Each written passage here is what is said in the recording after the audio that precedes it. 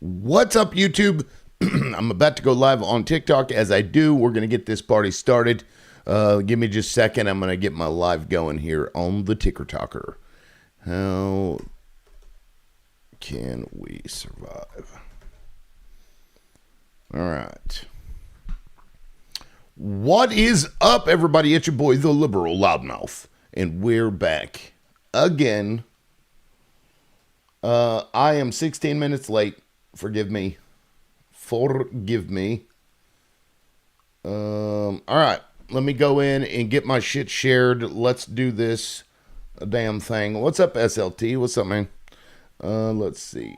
Share, like, gift. We'll get started shortly. Shoddy. What's up, y'all? We're just getting started, so just come on in, make yourselves comfortable, start tapping the screen. I gotta go in and share this shit out to my peoples. It's not you versus me. What was this? Them. Even though it's starting to look a lot like you versus me out there and sound like it, don't forget, we're all in this together, guys. All right, yay. All right. I would have watched that, but I don't have time. Let me turn this shit down. All right, let me share to my peoples. All right, everybody's getting one today. Milk, I'm going to invite Milk. Hell, I'll invite Debo. Let's see, Chip. We are live. Booyah. All right, so I got that shared out. Now let me go to my alt real quick and bring my own bitch ass up. And forgive me, we'll get going here shortly. There we are. Quest. Lots of steps here. All right, now we're ready to go. Oh, thank you for the heart me. Yeah, don't forget to get your heart me and get leveled up, as it were. Once you hit level 10, you can send me a message, and there's a group that, you know, TikTok set it up where you have to be a certain level to get in. I chose the lowest, which was 10. So if you're level 10, there's a group of, I don't know, there's like 14 or 16 of us in there. I think you can have over 300 in that group. I don't know. I don't have 300 people to join either way. Half the people that used to watch, they're gone. What's up, Lonnie? Good morning. The problem isn't the U.S. government. The problem is the U.S. You could make that argument. Good morning, occupation. Hello. All right. I don't know why. I'm reading everybody's message from my phone when it's literally right here up on my screen. Anyway, I had some videos. Fucking Bill Maher. This guy just annoys the shit out of me. And I saw this video this morning I wanted to play. Just because this guy, he's just so full of shit. Like, he used to be, I don't know, he used to be something else. Somebody got to him. I don't know what the fuck happened to this guy, but I remember his documentary, Religulous or whatever. God, that's been a while, though. That's old as shit. Read the Jakarta Method if you disagree.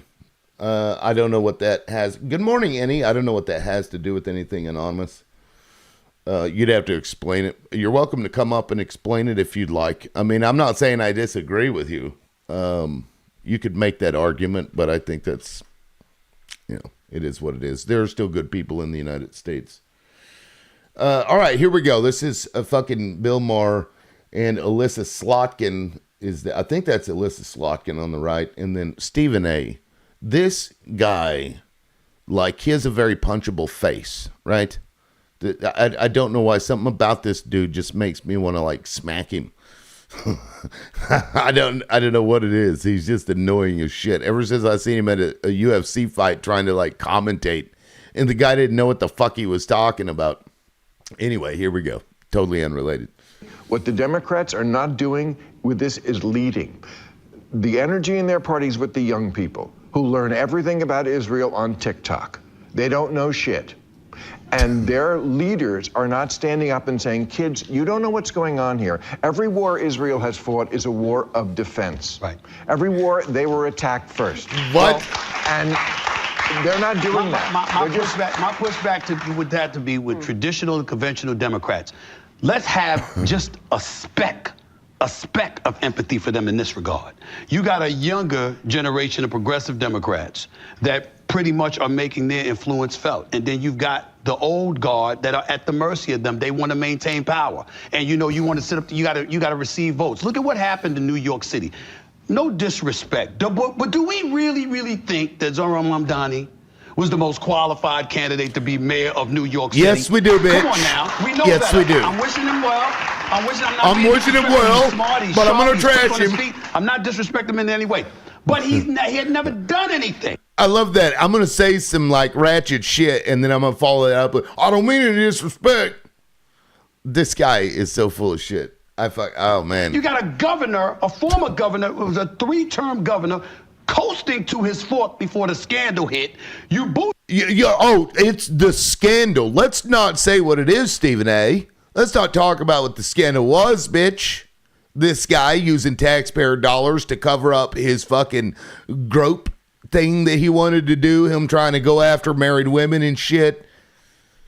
Grape assault, fucking sexual assault. Oh, just a scandal, Stephen A.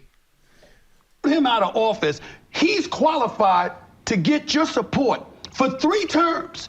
So to Stephen A., the guy that grabs women by the hoo-ha and chases married tail and makes people, his underlings, feel uncomfortable, to Stephen A., that makes them more eligible and more able to do the job. Really, Stephen A.? How many women you been groping, bitch? En route to 4 to run the state. But you don't want to run in the city.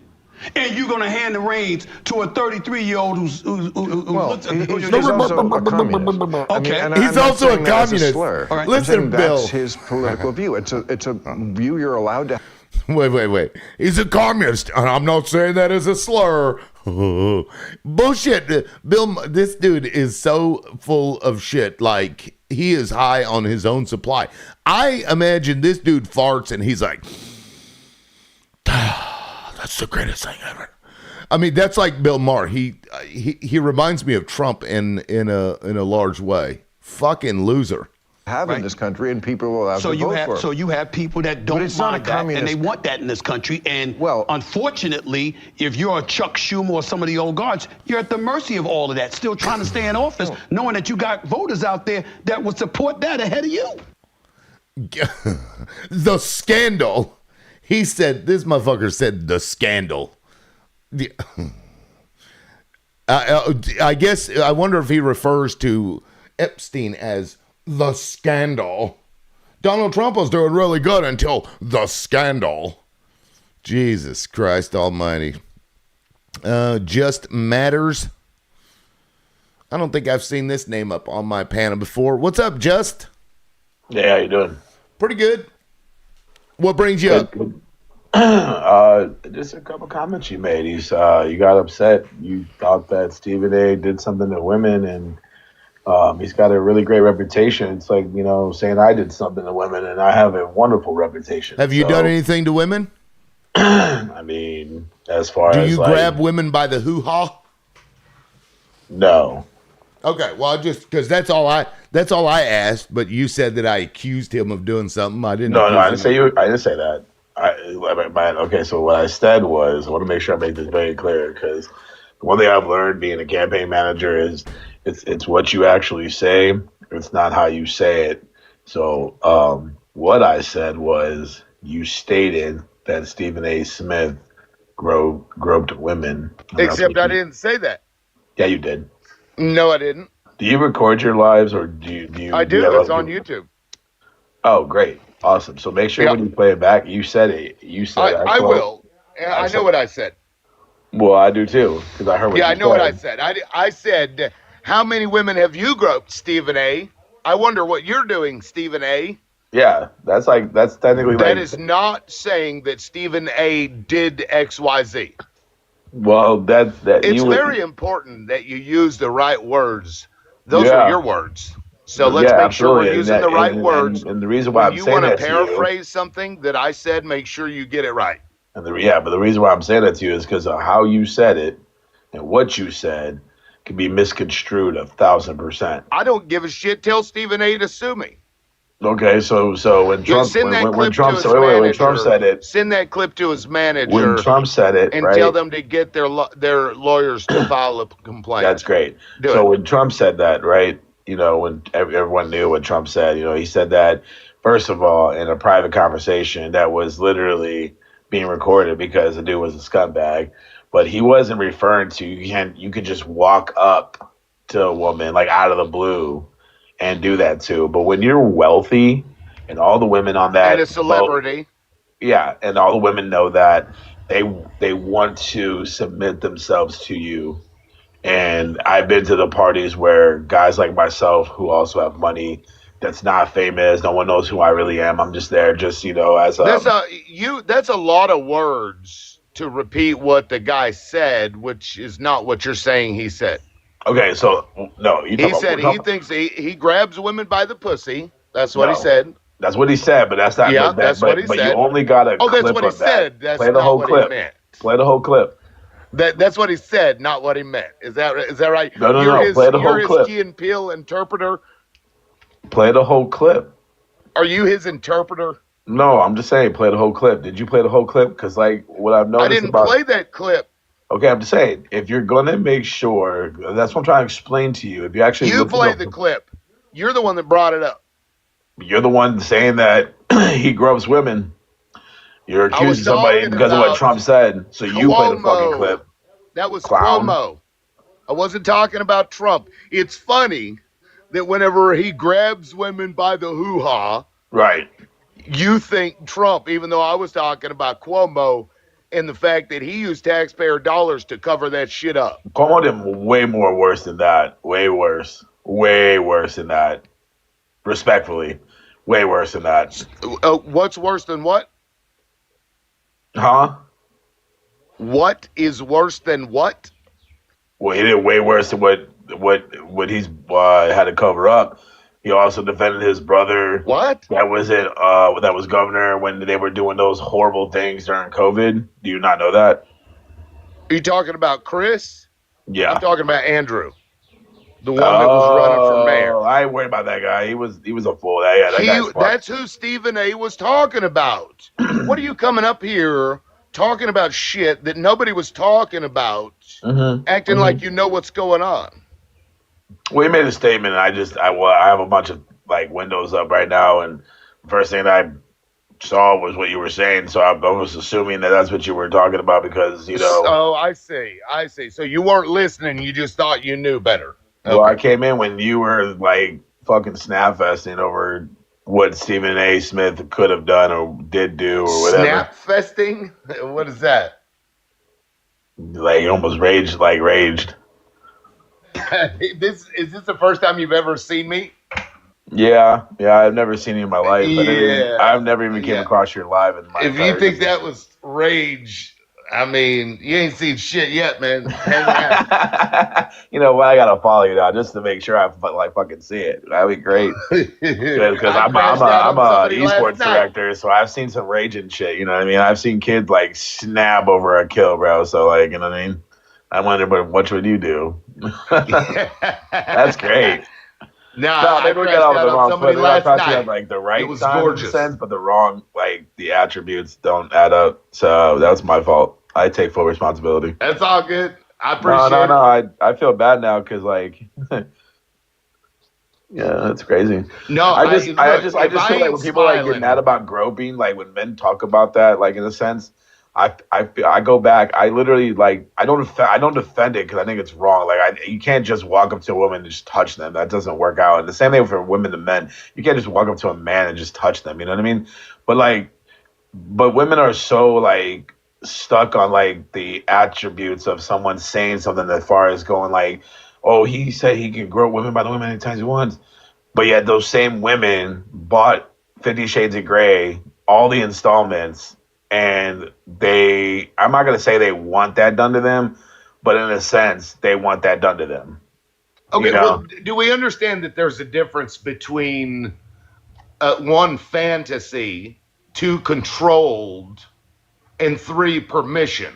Right. That's why I said. It's Okay. wrong from like in the beginning before So I finished if my a woman statement. wants somebody to chain her up to the wall and beat her with the fucking leather belt, Yeah, absolutely. that doesn't mean that some rando gets to walk up and start smacking her around, right? Yeah. Okay, I just want to make sure we're on the same page with that. Yeah, I think we are. It was like I said, like before we continue, I said it was my fault. We got on the wrong foot. That was on me. So I take the hell for that for sure. You know, I'm a man of many characters, but one thing I do is I take accountability for everything. If I'm wrong, I take accountability instantly. Like if I know I'm wrong and I'm proven I'm wrong, I take accountability instantly. Well, hey, Girls don't want that, Jackie. That's a lie. You got one up on Trump, I'll just say, because that dude don't never take any accountability for anything he's ever done in his life. That's all. I can't defend that. I really can't defend that.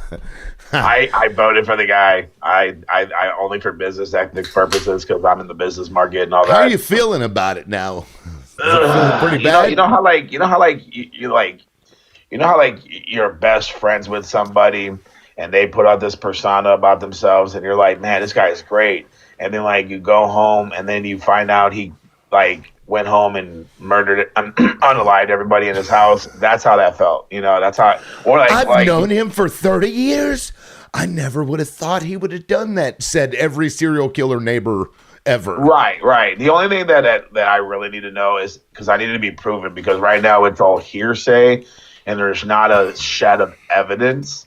Is the EFs? I don't know if it's TikTok appropriate to say what it is. The Schmiles.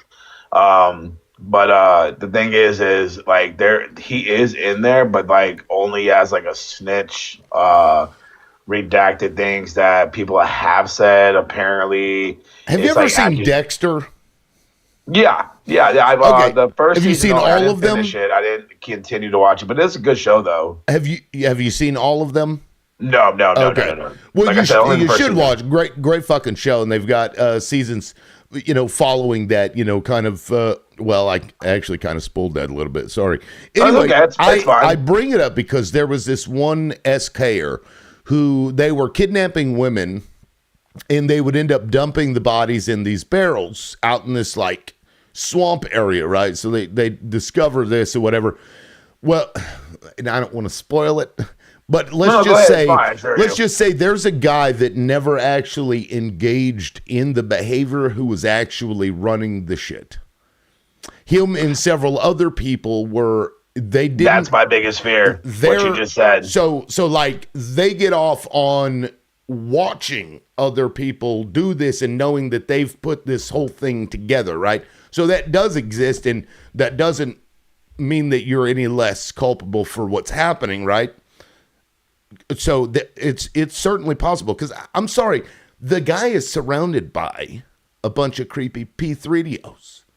He even his like health, the youth health guy, that the big tall black dude is a convicted P3DO.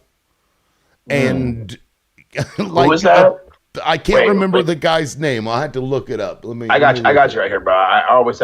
I have a whole like setup like you, except I don't have the boom mic like you. I'm getting that next week because I just left the new Titan Stadium like 2 days ago.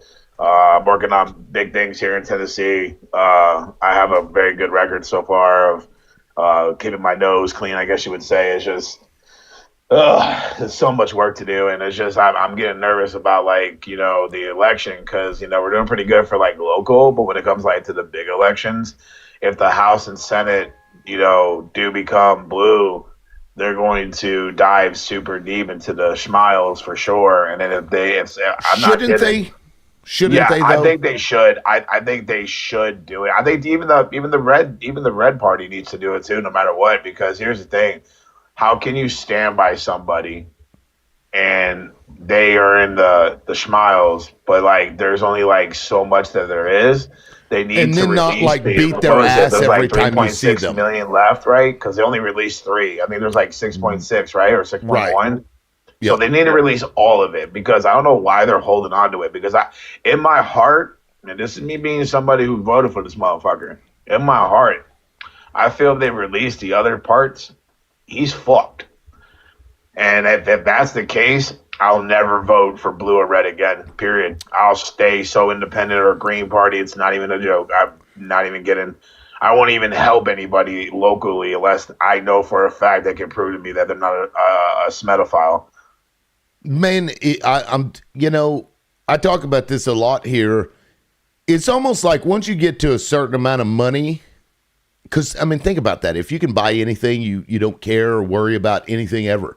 You got 12 fucking yachts, 16 fucking houses, a nuclear bunker, an island of your own. What else do you buy? So those people start engaging in this fucking weird, perverted shit.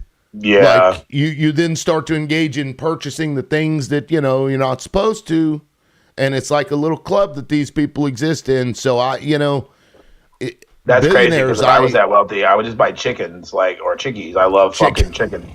Well, my farm. We got the future Tyson competitor up here on the panel, guys. She has a farm, and she produces 47, anywhere between 40 to 47 eggs a week because of how many chickens she has. And she's also got her stuff in the stores now. Oh yeah, it's great. I live the farm life now, so it's fucking amazing. But if I was rich, that's my poison, but that type of poison that people do, and it's crazy because it's been released that these people that are celebrities, these people that are in office, these people that are in control of our lives in a sense, because we are so fascinated about what they've given us, that they literally close the blinds on their eyes and don't care what's being fed to them or what's being given to them or what their celebrity or constituents did for them. Or it's like they did horrible things and praying to a statue of a demon. It's like, how do you continue to support those people? It just blows my mind, man. I don't know. I'm crossing fingers. I have maybe 1% hope for the man in office right now as a supporter saying that. It's down to 1%, huh? But you're still clinging to it? Is that just nostalgia? The only reason why is because we're at war, and I don't want him to continue to have. Are you in favor of the war? Okay, that's a tricky situation because Iran is a threat. Man, it isn't though. We've been propagandized our whole fucking life. Well, I've never been to Iran, so I can't say, I can't defend. I just know that about history, they've done some terrible things. So that's what I've read. That's what I've watched. So unless you do this, just do me one favor. I'm great about favors. Do some research on this. Keep an open mind. Okay. And look up and try to find what country has Iran attacked unprovoked. Just look that up and try to find it. Right now, you won't find it. It doesn't exist. They've never been an aggressive nation for a long fucking time. The last time that they hit you said unprovoked or provoked? Unprovoked. Okay. Where they just went out and attacked somebody. It just doesn't happen. It doesn't happen. Not in modern history. The only thing that came up, I'm sorry to cut you off, was because of what recently happened. But it says further go on, there's nothing. There was a thing that happened between 1976 and 1979, but that was a conflict between them and Saudi Arabia. Yeah, well, okay, so, the hostage situation, there's a reason for that. That's why I was just reading. The reason for that was that the United States, because the United States had, and matter of fact, this is a perfect time. I'm actually kind of glad we brought this up. This is Mohammed Pahlavi's son, who was the crown prince of Iran. He declared himself. But this is why this is the guy that Israel and the United States wants in power in Iran. Here he is. Now this is a Muslim. Allegedly. Wait, when you said that, I missed, because I was reading something that you were talking about. That guy right there, he's Iranian? Yes. He is the son of Mohammed Pahlavi, who was the guy that took over in 53, Project Ajax. We had an intelligence operation. We went in there and couped their government, right? We took down Mossadegh, and basically, all but installed Pahlavi. Pahlavi created, he westernized Iran. You'll see images that they'll put up and be like, look, it looked just like the United States back in the day, with all this stuff going on. Well, that to us looks normal. So I'm sure to Americans, they're like, oh, that's so much better than what they had before, But what he was doing was torturing people. He would, the dictator that we put in there, he would torture them. He would unalive them. He'd disappear them. People were unalived in the streets. You can look up Black Friday 1978. This was actually right before the revolution. Or right as it started getting started, they massacring people in the streets. This is our guy that's in there. His dad, that guy that you just saw, his dad did all of that stuff. And so they revolted and got rid of the dictator that we had in there. And then he took off. Mohammed Pahlavi took off, and he ends up going to the United States. And because he got to the United States, they were afraid that the United States was going to put him back into power. And so they took over the embassy and hostages. You talk about Reza Pahlavi? Yes, that's his son. Right. Okay, Yeah. that's his son. Okay, that's his son. Okay. Yeah, Okay. I think it may be Mohammed Reza Pahlavi, but Reza, man, I said it wrong. Yeah. I mean, I'm not sure how it's pronounced, but seriously, go look at it. Like, we've been fucking with this country for a long time, and the moment we have somebody 46 in years, there, 47. since 53, I mean, probably Yeah, even that's a long before time, that. dude. That's But yeah, long. and so we keep meddling in their shit, right? And then we turn around and be like, they're chanting "unalive" to America. It's like, well, I mean, why would they like us? We're always going in there fucking with their shit, right? So I at least understand why there might be some sour grapes. Good morning, Bunny. Anyway, so just look that up and you'll see that Iran hasn't been an aggressive country. They haven't been. Yeah, They're just- like I said, I did exactly what you said. Like I said, like the only two things that came out was what happened in the Hassa situation, and then also just what happened in 2026. Those are the only two that come up. Like it says right here. If I know Google's biased, of course, but it'd be biased in favor of Israel, though, which would be Yeah. opposed to Iran. So it's going but to they give you. can't hide. They can't cover it. Like you can't. That's right. You can't. For people that are still existing, I was not born until '84, or who has done minimum research on this. I'm not stupid. I know how to read, and if you can't read, then you have a serious problem. I don't know why that reminds me of Billy Madison. I think it was Billy Madison when he was in there and he's like, I can't read. He's trying to like get the teacher to. He's trying to get the teacher to like hook up with him. He's pretending like he can't read, or was it? No, it was 51st Dates. I think it was 51st Dates. He did that. Yeah. Where he's in the when he's in the diner. In the diner, trying right? to get It's a- attention. That's good. that was a great movie. What's Yeah. up, Lonnie? Hey, good to see you, Lonnie. What's up? Hey. I'm good. How are you? I'm all right. I'm still tired. I stayed up later than normal last night, crashing out on people.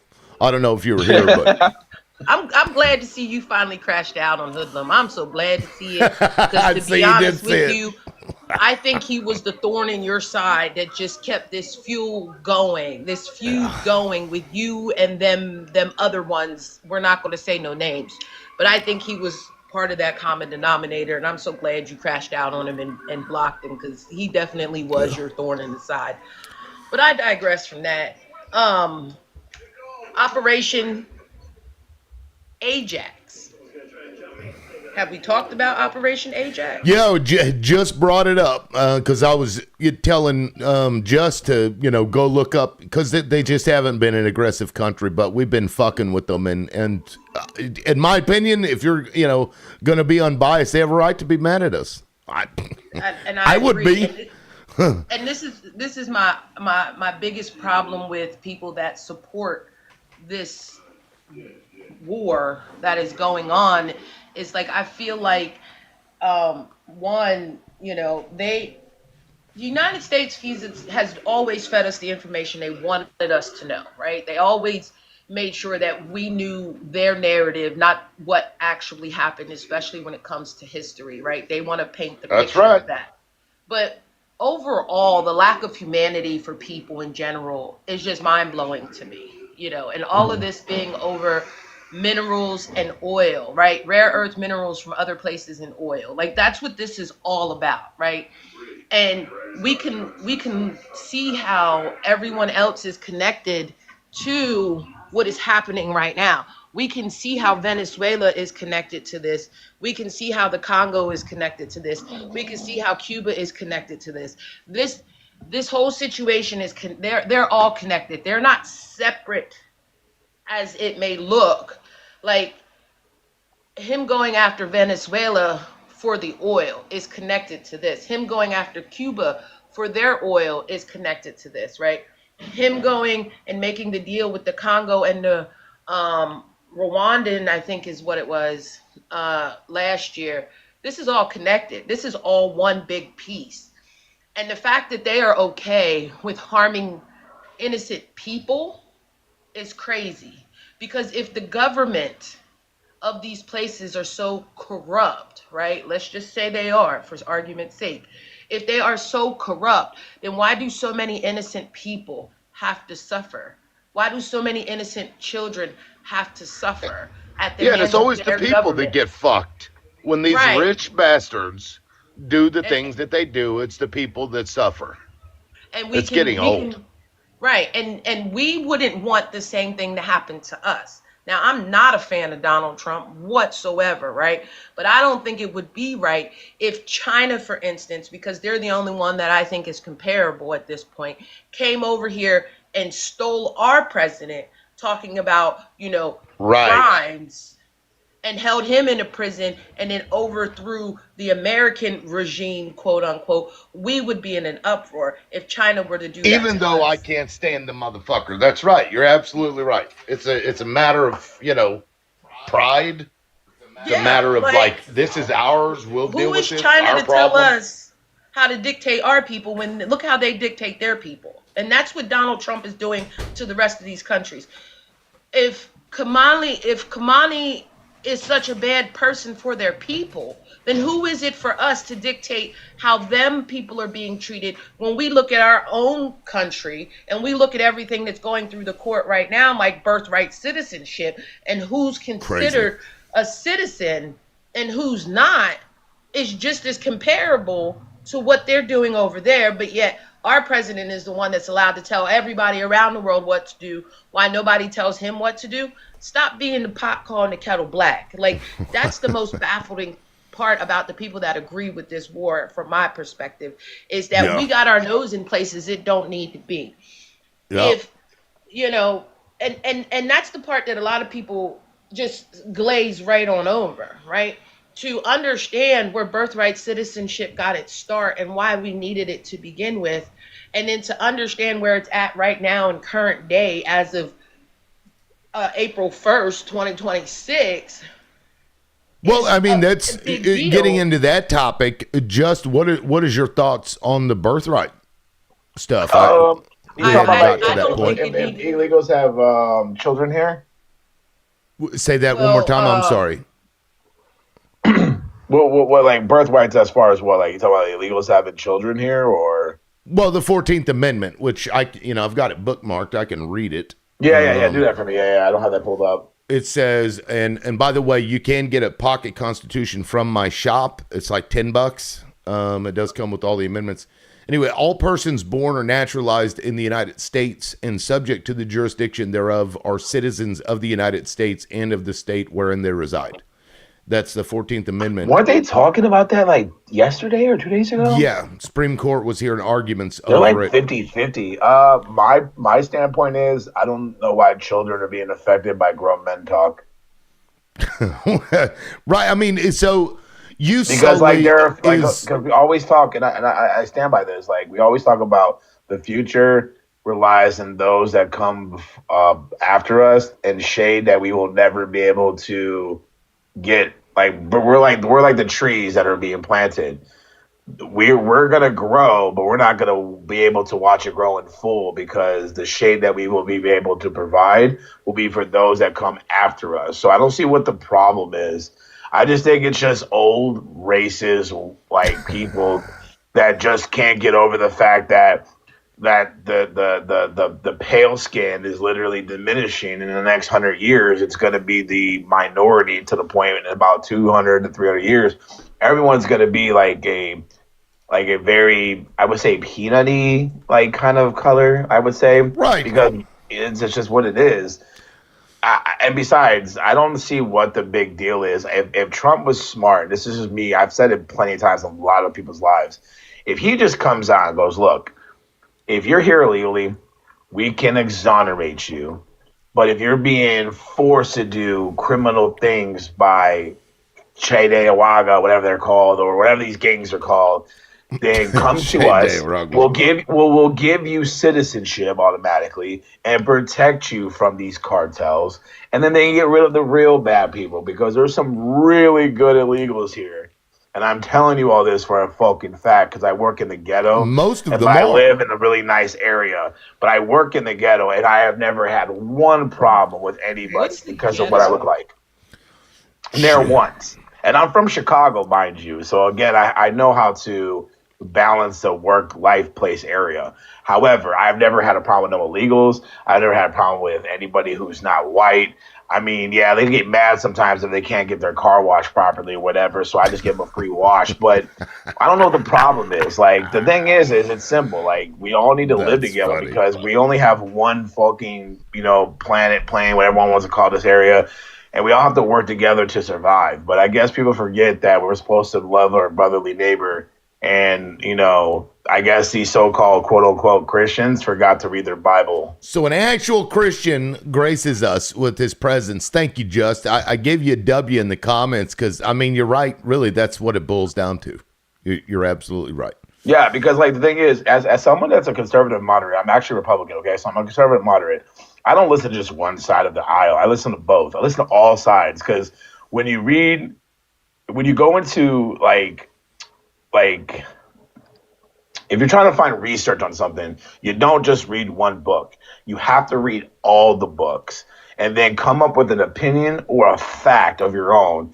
But it has to be fact-based Balanced. opinion or it's nothing. Because if you just read one book on, let's say, liberal loudmouth, and you, like I just did earlier, I came in here because of one thing I heard you say, was only in here for 7.5 minutes. I was like, what the fuck is this guy's problem? Let's go talk to this guy. Come to find out, we just became fucking friends. That's weird. Stepbrother type shit. So the thing Stepbrother is type if shit. you That don't movie read is all hilarious. the books on something, you can never make it a factual opinion because then your opinion is literally minute to the actual facts and what you're missing out on. No. Hey, man, you're going to fit in perfectly around here. You may get a bunch of liberals Yeah, but remember, attacking you I'm a from time to time. Republican. And look, I get liberals. It caused me the most problems. Am I wrong, Lonnie? Liberals hate me a lot more. They definitely do. Bro, they've been fucking with me for a long time, but I hold Like to I my said, I values. think It is what it liberals- is. I think Hoodlum was your biggest problem, but I move on from him. But to go into birthright citizenship for those that don't understand is that Jesse. Wong Ark versus the United States is the case law that codified, birthright citizenship because Mr. Wong, he was born here from Asian descent parents, most likely during one of our wars when we went over there and we asked them to come over here and we would give them education to be doctors and nurses and stuff like that, so that when our people were at war, these systems could still function. And then once our people came back from war, we banished them back out of the country. But Mr. Wong was born here, so he fought for birthright citizenship, right? Dred Scott got denied birthright citizenship, which was before Wong. Thank you, Jesse. But Wong is the case study for birthright citizenship, right? The case Right. law, right? So to understand that the Supreme Court made that amendment off of Wong v. United States to say that he was born here, so he should be considered a citizen, which ultimately rolled into making enslaved people citizens of the United States. Because if we know the history of chattel slavery, then we understand what that means, right? But I also want to further it along, because a lot of people get stuck right there that this has to do with just making Black people citizens, and it's not just Black people, because at that same time, Irish people weren't considered American either.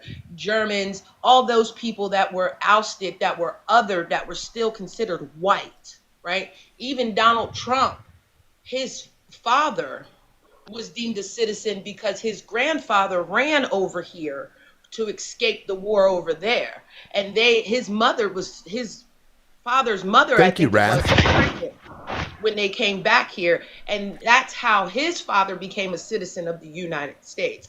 So understand that this is a huge deal when it comes to birthright citizenship, to control who is a citizen and who isn't, like just said, to control the narrative of the alleged, great white replacement theory, because that's what they've always been taught. It's not alleged. I promise you it's not.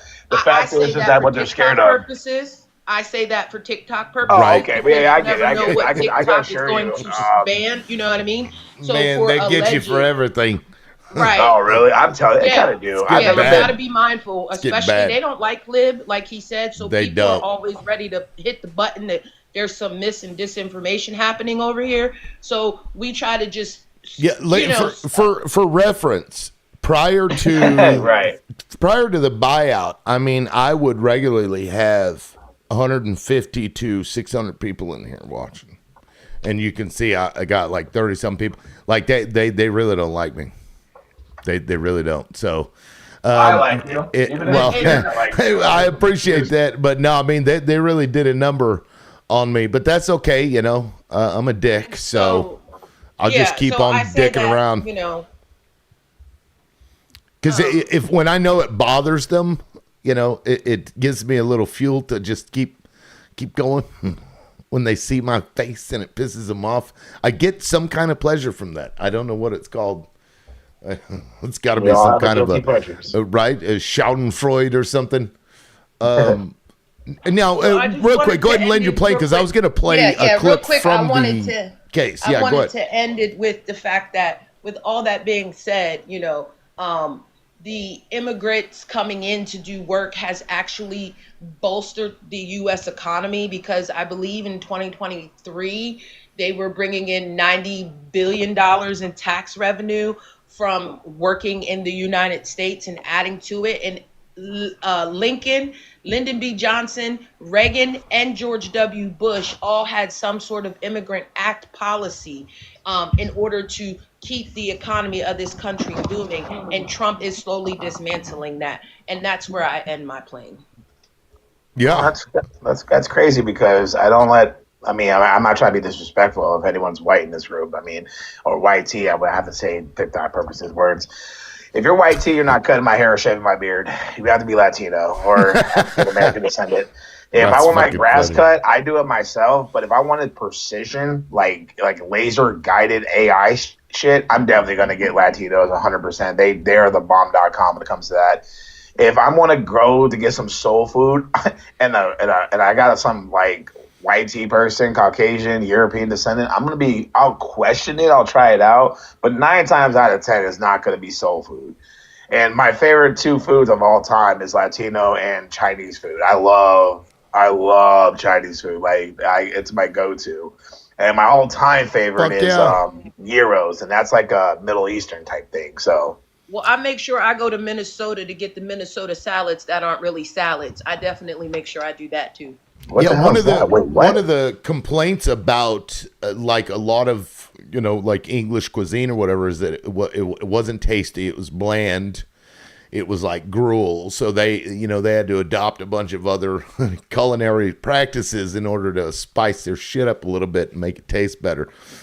I only know this because I looked it up. I think it was Gordon Ramsay was talking about it and how they've gotten a lot better over the years in England, but it was just trash food, basically, just slop.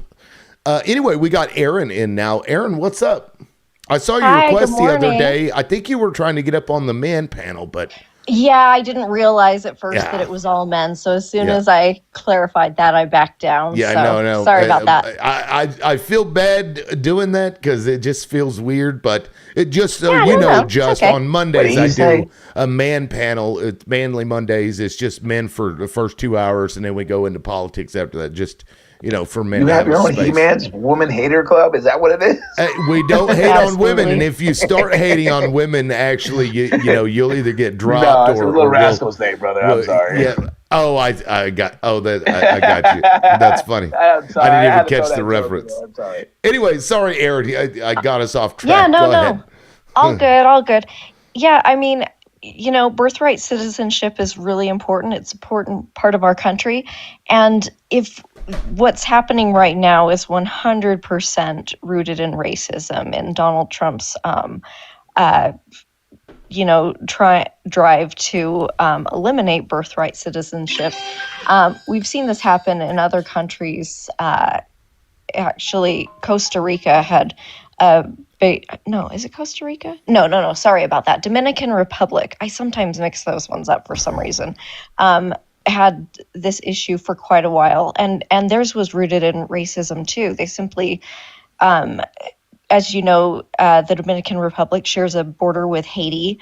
Haiti has been experiencing huge problems for a really long time. And so a lot of Haitian refugees go to the Dominican Republic.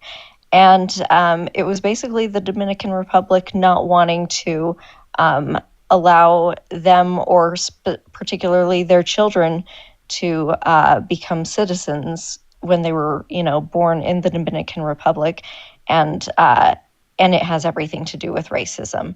The Interesting. people who live in the Dominican Republic are largely Latinos of European descent. The people who live in Haiti are largely Black of African descent, and that's 100% who they were targeting and what was going on. And I think that we're seeing the same thing happen here in the United States because that's what's happening. We're trying to basically eliminate the brown people from being considered citizens. A big problem that you have when you try to reverse people's citizenship or to even just enact this sort of thing going forward is that you have people without a country. What do you do when you are without a country? You're recognized by no one. You don't exist. You can't travel. You don't have a passport. I don't know why I feel like Americans aren't thinking this through, that suddenly there will be people who are simply stranded. It's not like the country of their parents' origin is just going to recognize them immediately and offer them citizenship. There are some countries where that's true. There are some countries that offer dual citizenship. The United States actually does. When we have citizens who are, living and working abroad, often if they have children where they're living, their children get citizenship in the United States and in the country that they are born in. But that's not always the case. Not all countries do that and recognize that. So, I think that birthright citizenship is crucial to our country. I think that immigration has and continues to make our country better and stronger. No matter what channel it's through, whether it's documented or undocumented. This has been proven out. Very few of them are criminals, vanishingly few. And so it's just a ridiculous and actually dangerous notion. Yeah. No, I agree. It is. It's absolutely ridiculous. Can I respond to what she said? Oh, sure. So with the fact that she made the valid point of these people will have no place to go, right? Which means that they will be then put in concentration camps and sold off for slave labor, because that is the ultimate goal. Because I watched him say that during last year, that to the farmers, that if you need farm hands, you can rent them from the government. Like, that was what he said. That was his plan. And I think that's where this is going, is to reenact the enslavement that was in this country, but it's not just going to be for black people anymore, right? It's going to be for those that they deemed not worthy enough due to the great white replacement theory that they believe is going to happen. So all those people that are going to get rounded up, this is why they're bringing back Jim Crow laws that being homeless in Florida is illegal to sleep on government property. You know what I mean? Like, all these things are getting enacted so that way they can bring back these past laws that have been fought so hard to make people citizens, right? To see people as people. Because right now what they're doing is they're saying if we don't look like them, we're not people, quote unquote, we will revert back to the 3/5 rule, you know, if not before the 3/5 rule. And so I think that's where this is headed. We're headed into a new form of slavery, in my opinion. Yeah, absolutely, Lonnie. I It agree won't with be you. that new.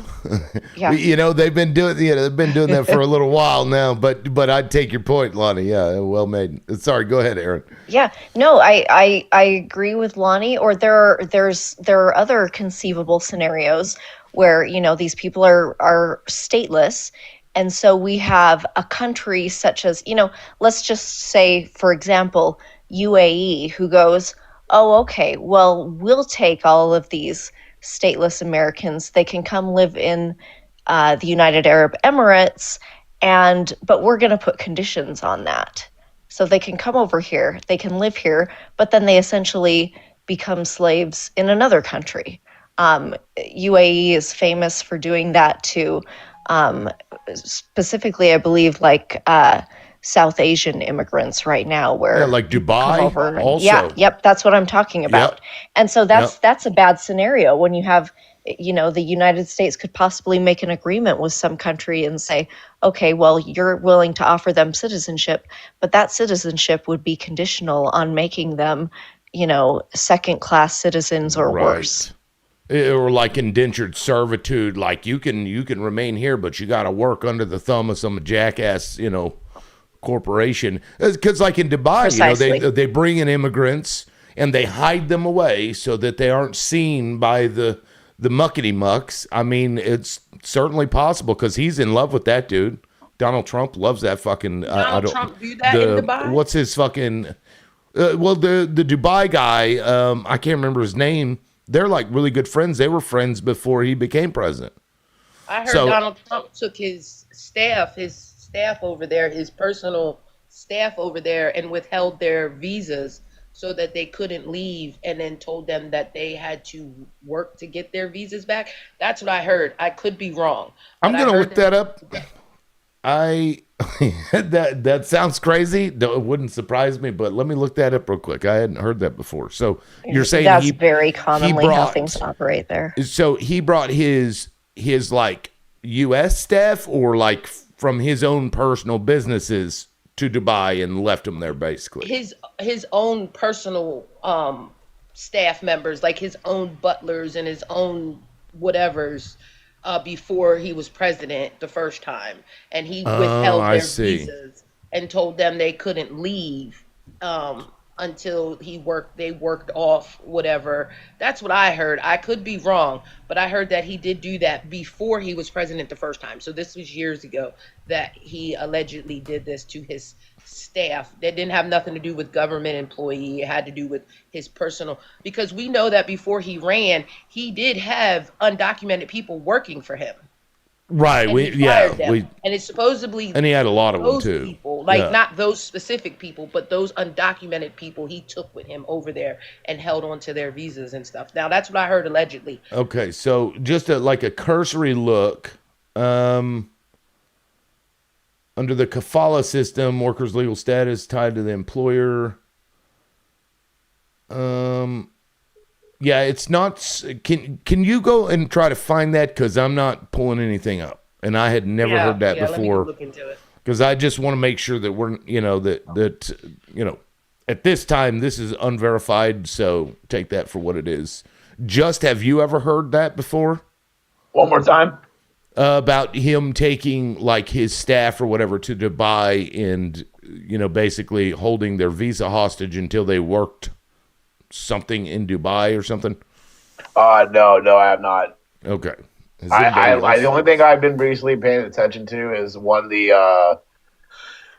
going on, of course, across trees, and then also what happened. I think it was yesterday. I'm pretty sure that's what I watched yesterday because I have plenty of free time while I'm at work, so I literally watched that, and I was kind of like disturbed because I kept thinking like, when are these dinosaurs gonna just like keel over already? Right. It's just like what I think it was Aaron or Lonnie that said it. It's literally rooted in racism, and that's just what it is. Like if anyone says otherwise, and again, I'm a conservative a Republican. I'm literally a conservative moderate. I don't like any form of hate, and I experience it on a very, very, very high daily basis in the gaming industry, and I don't experience it outside of here. Like I said, I work at a car wash. It's literally in the heart of a very dangerous neighborhood. I used to live next door to the car wash, so I know what I'm getting myself into. But I'm not worried about nothing because what people portray people to be is not what they really all are. It's Right. it's what's it called? It's like Mary Jane there was a slang that was created by the FBI, which is marijuana. It's not called marijuana, but the reason why they call it that is because it was a derogatory term aimed at Latinos because of where it came from. But if you actually knew the terminology of cannabis, that's what it's called. It's not called marijuana. It's called cannabis. It is a plant-based that does all sorts of great things, and it can actually harm if you use it in the wrong manner. However, it's mainly used for good, and they literally did that back in the early 60s and so on and so forth, just to make it a substance that's illegal. And all of a sudden now, I'm 41 now, in the last 5 years, it's been legal in certain states, and now it's legal everywhere on a certain degree. Yeah, And it now shows now some of these governments are trying to pull that back. You know what? They're trying to do it Sadly. here in Tennessee. It's never going to work because the money in which they make it from is actually helping the surplus that we are doing right now. Because in the town of Smyrna, we're literally building new byways because our town and I would say our county in Rutherford County is growing so exponentially. We're getting like anywhere between 2 to 10,000 in 6 months. Per year, mind Like you. people? Like People, population? yeah. They're coming Oh, wow. from Los Angeles and I bet the or construction's California. brutal. The Yeah, street it's construction. crazy. Yeah, because they'd And have to I-24 span in streets Tennessee and is shit. so horrible. It's crazy. It's the worst interstate because once you get into the heart of the city, then you get to go I-40. You can go 4040 West, but So but you when think get- a lot of that money that they're spending is coming from the the pot tax or whatever? Right, yeah, just kind of like what Colorado did. Because I used to live in Longmont, Colorado, and also Erie. Their surplus there is literally great. The revenue that they intake from that, it helps the state. But like when you have, like I said, these dinosaurs in there that think like we're still in this 50s, 60s, and 70s, forget that they need to adapt and also embrace change, and that the word change is not scary. It's not like the boogeyman in the closet that's gonna hop out and be like, I got you, motherfucker. No, it's not. The word change is scary if you're 85 and your and your And you dick still got doesn't your, work your anymore. hood in the closet. Right.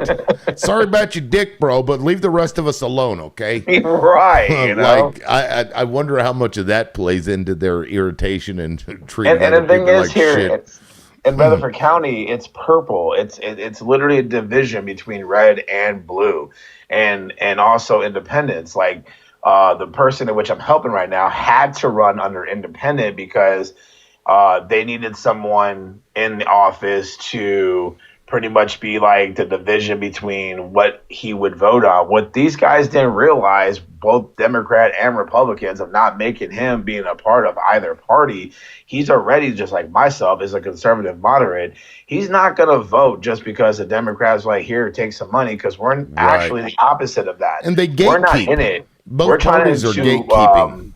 we're definitely going to vote properly And that's the only reason why I'm helping him, because if he was the opposite, I assure you I would not be talking about me being a campaign manager. I'd be like, nah, fuck that guy.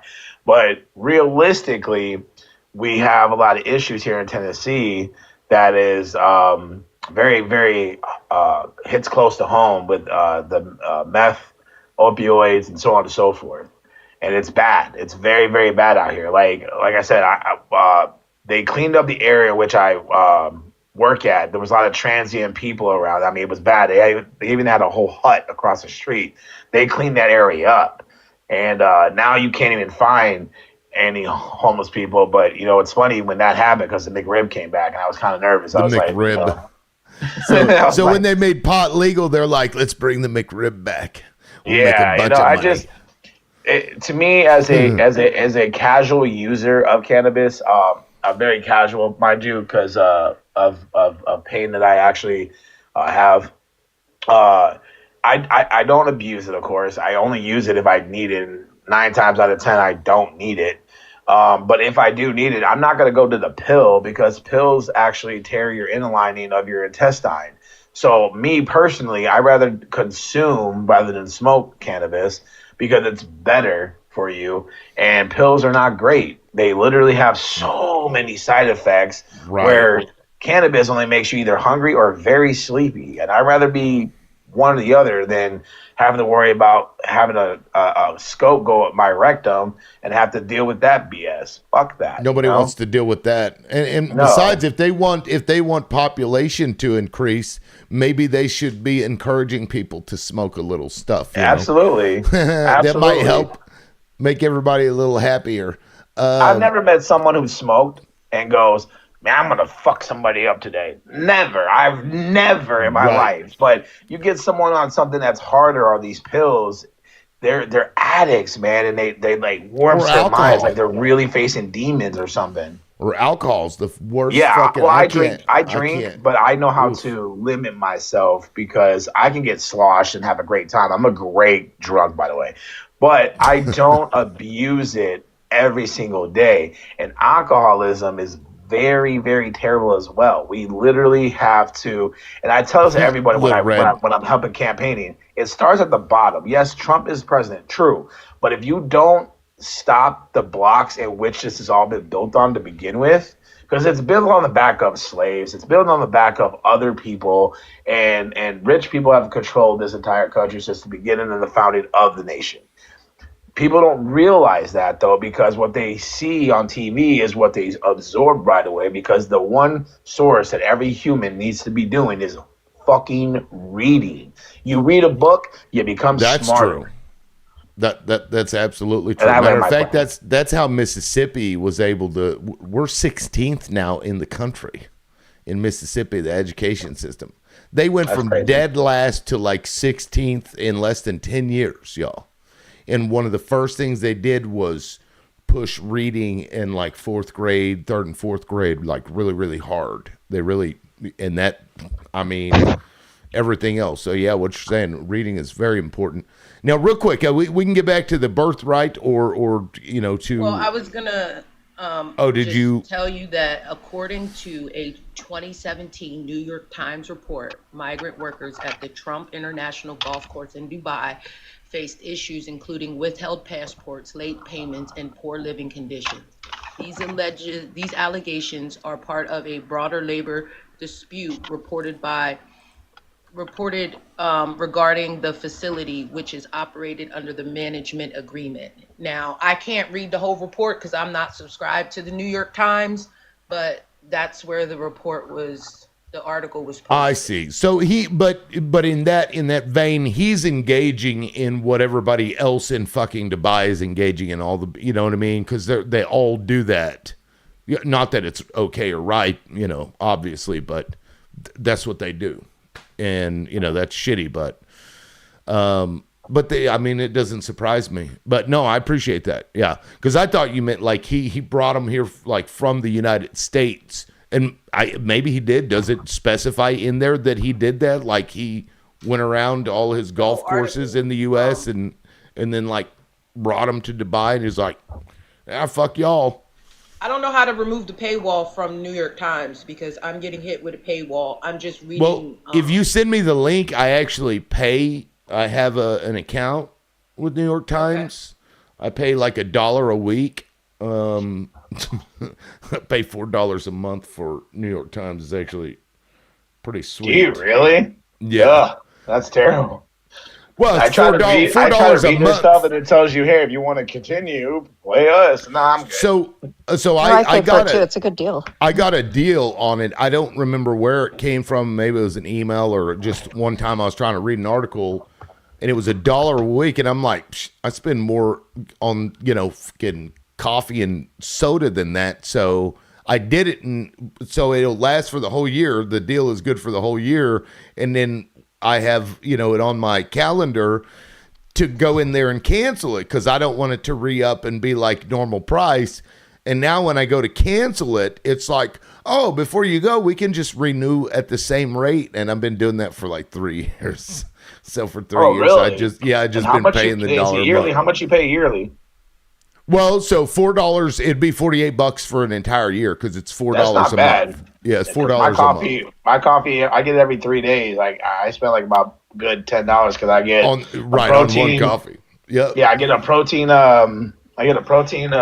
Latte, and I get a avocado toast with bacon. Avocado toast. Are you sure you're not a liberal? No, I used to be pretty fit in high school up until my son was born.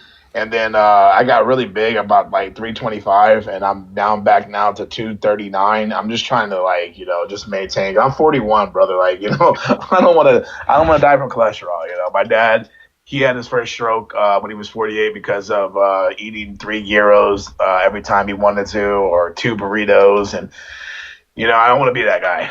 I just don't want to. I understand that. Now, Lonnie, are you on? Oh, Lonnie took off. I was looking for her message. That's why my account left. Anyway, so let me play this clip. This is actually from the Supreme Court yesterday. Where's this? There we go. So I thought this was interesting. Do you think Native Americans today are birthright citizens under your test and under your friend's test?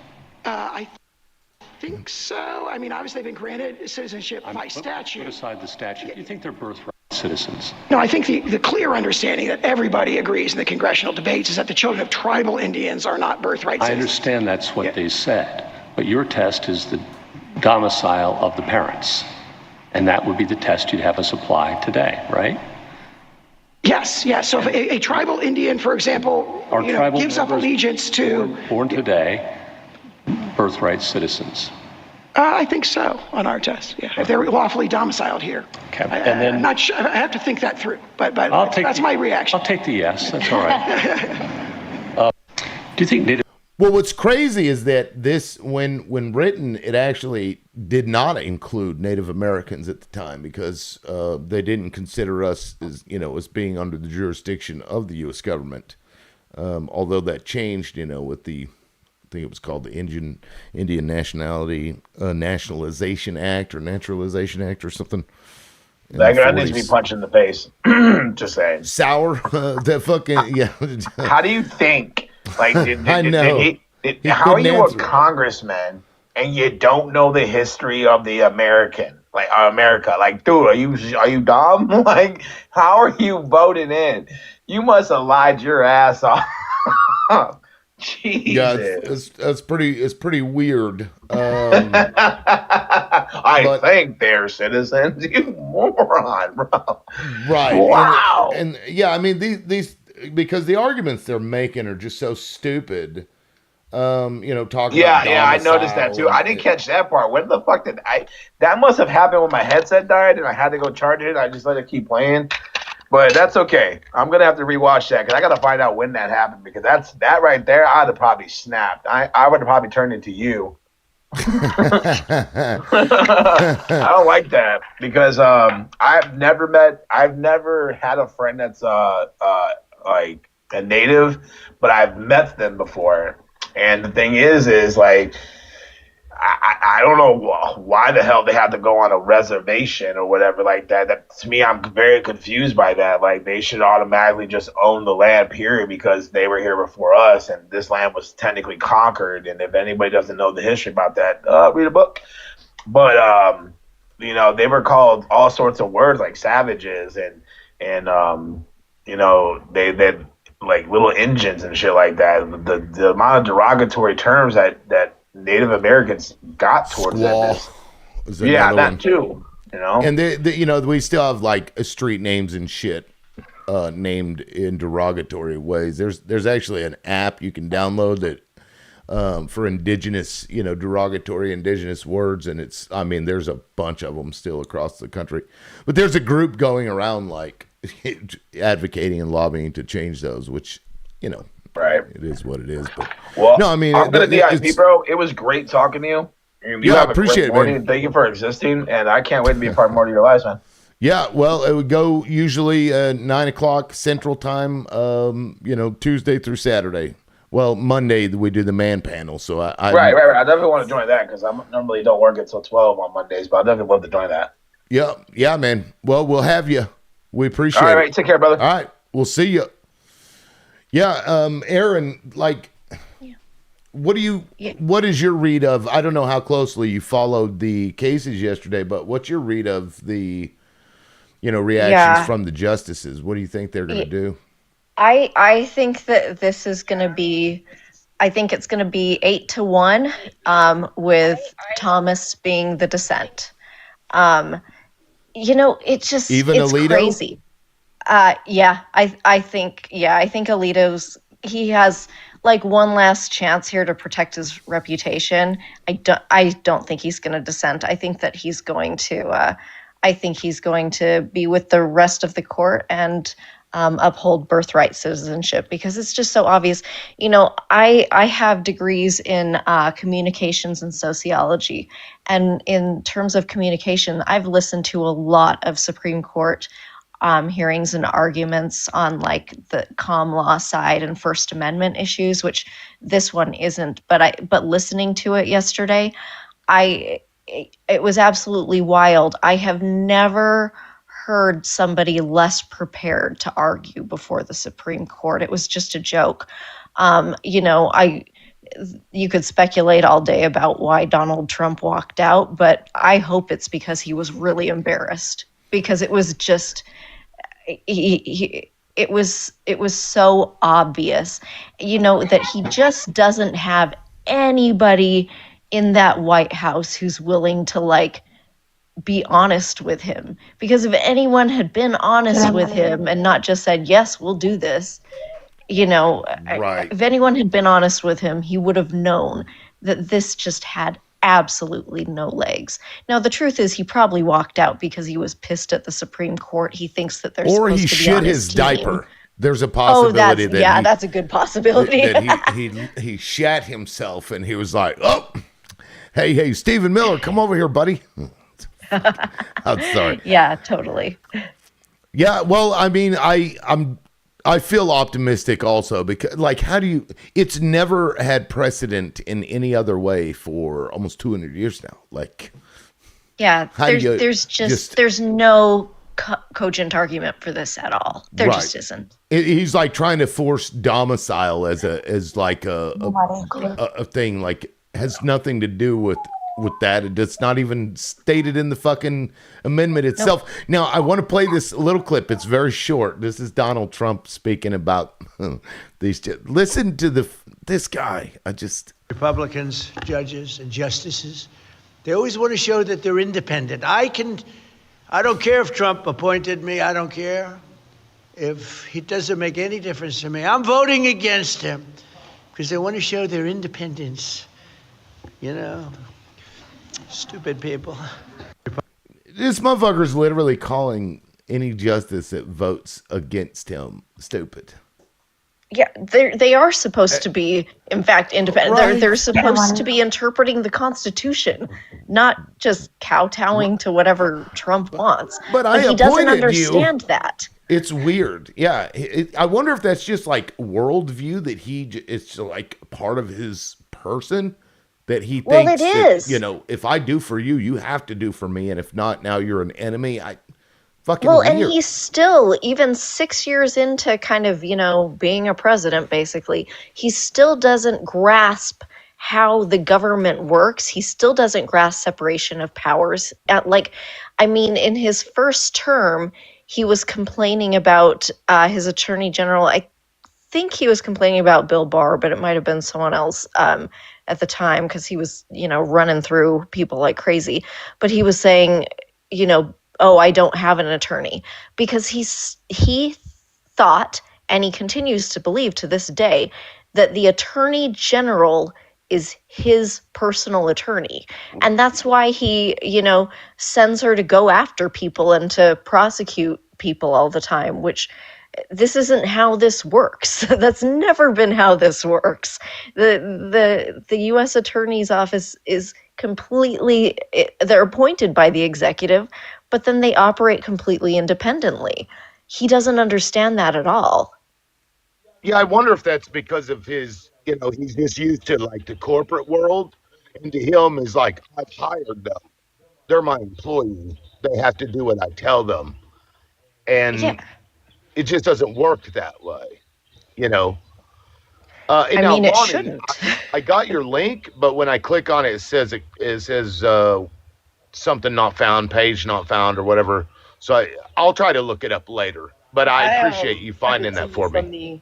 I was on the computer, so I sent it to you. Like, I copied the link that was in the top, and sent it to you on TikTok, because it wasn't. I didn't find it on TikTok. I found it on, the New York Times webpage itself.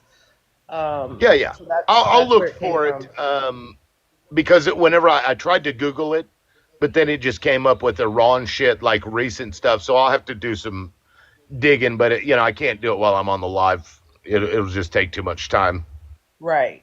That's understandable. I get it, But I also wanted to add that, yes, I believe that Trump thinks that he is Xi Jinping. He thinks that he's the highest, right? And everybody has to do what he says. That was his problem in his first term. That's why when he came in this time, he got rid of all the people that were still there that told him he couldn't do certain things, like what he's doing now, because he didn't want to be told no. He wants yes men. Everybody that is in his cabinet is yes men. And that's what he assumes that every other department that is under him is supposed to do. They're supposed to be his yes men. Like, even the people that he appointed in his first term are telling him no on some things, and he's throwing a hissy fit. See, he went into that hearing thinking he was going to intimidate the justices, like, oh, he's here, Right. we gotta, and they didn't kowtow to him, right? They still asked the hard questions. And you see that guy, what is his name, Saucer, he was pussy bopping and backsliding, and he couldn't make left from right. Like, he was just stumbling all over the place. When every justice that I saw that questioned him, he kept fumbling his answer, like, because I guess, if you don't say it out loud, it don't make sense. But I guess when it got repeated back to him, he realized how stupid he sounded with his answers. And so I think, Trump thinks that he can intimidate everybody in government, because they gave him presidential immunity, and he thinks he can do whatever he wants, not realizing that there's stipulations to it. Yeah, he owes more to them than they owe to him. If you're gonna look at it that way, with the immunity that doesn't exist in the Constitution that they created out of thin air. So, like, what the fuck? But yeah, that is gross and kind of funny that he thinks that he can intimidate a judge. I'm about to play when I get back in there. The Afro Man. Did you guys see that case? Did you watch that case at all? Yes, I watched the case, and they appealing it as we speak. They're trying to anyway. They summons they summons the jury.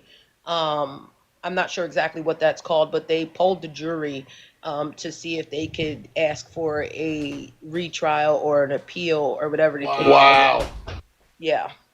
Like, they were all, because some of the jurors came out and talked about it. Anyway, this judge, when I was watching that judge kept pissing me off because he kept like he would butt into the defense and then force the defense to explain to the judge what the defense, why they were asking certain questions, which is bullshit, because if you're setting somebody up to either lie or whatever, you don't want them to know where you're going with it. But the fucking judge just kept making that defense attorney do that. Yeah, he was definitely irking my soul, and because he was doing that, I'm like, is he trying to sway the jury to, go for the plaintiff? Now, I will say, I have a little bit of compassion in my heart, so I did feel a little bit bad for the female officer. Lick 'em low, Lisa. Yes, I felt bad for her because of the fact that, I'm not even lying to you, I'm not bullshitting. Years ago, I went, I applied for a job and I got a call from the store manager, and it sounded like a man over the phone. And when I walked in and asked for Karen, this woman walked out and her voice sounded so manly. And I was like confused. Like, I was literally confused, like I said, over the phone. And I don't mean to disrespect anybody who has a deeper voice, because I know my voice doesn't sound that great either. But that's why I felt bad for her, because, she can't help her voice. You know what I mean? Like, so a little part of me felt bad that he went after her the way he did because of her voice. Just a little part. But, that doesn't mean that you can't, make a satirical fucking video when, this lady engaged in what they engaged in. I don't know. It was fucking funny. I'm not gonna lie. The pound cake. Yeah, I do. Aaron, did you watch that at all? Well, real quick, let me play. I only brought this up because we were talking about judges, and it reminded me of this. Watch this clip here. This is actually bullshit. The judge in the Afroman case spoke to the jurors after the verdict and had the audacity to ask them what went wrong and why they voted in favor of Afroman. So an anonymous juror appeared on the Defense Diaries podcast or YouTube channel and had sat down for an interview. Now, they wanted their anonymity, so they appear behind the black screen. And I'm going to play the part that actually blew my fucking mind as a defense attorney. No judge should ever do what this judge did. And it shows his extreme bias towards Afroman. You could tell during the trial case. that he was so let's play extremely biased. I wanted to know what we got so hung up on. One of the jurors told him it was the actual malice, and he wanted to know if he explained everything good enough, and we told him yes. One of the jurors asked, do you think these songs and videos will stop now? And he said, look at him out there, his big ego, he's loving this and it'll never stop. Or he basically, we knew he didn't like him after that. So you're telling me that the judge was asking you also kind of what went wrong? Yeah. Oh, I can't. He should have never asked you guys what you got hung up on. If you'd like to watch. Yeah. After the fucking, it's absolutely ridiculous. Because the whole time I'm watching in Lil Red, you don't know what we're talking about. The Afroman case, the police came in and raided his home, broke down his door, took his surveillance cameras down, took I think it was like $49.60 or whatever, $4,800 out of a pocket in somewhere else. And then when they gave it back to him, it was missing almost $400, like even from what they wrote down on the paper.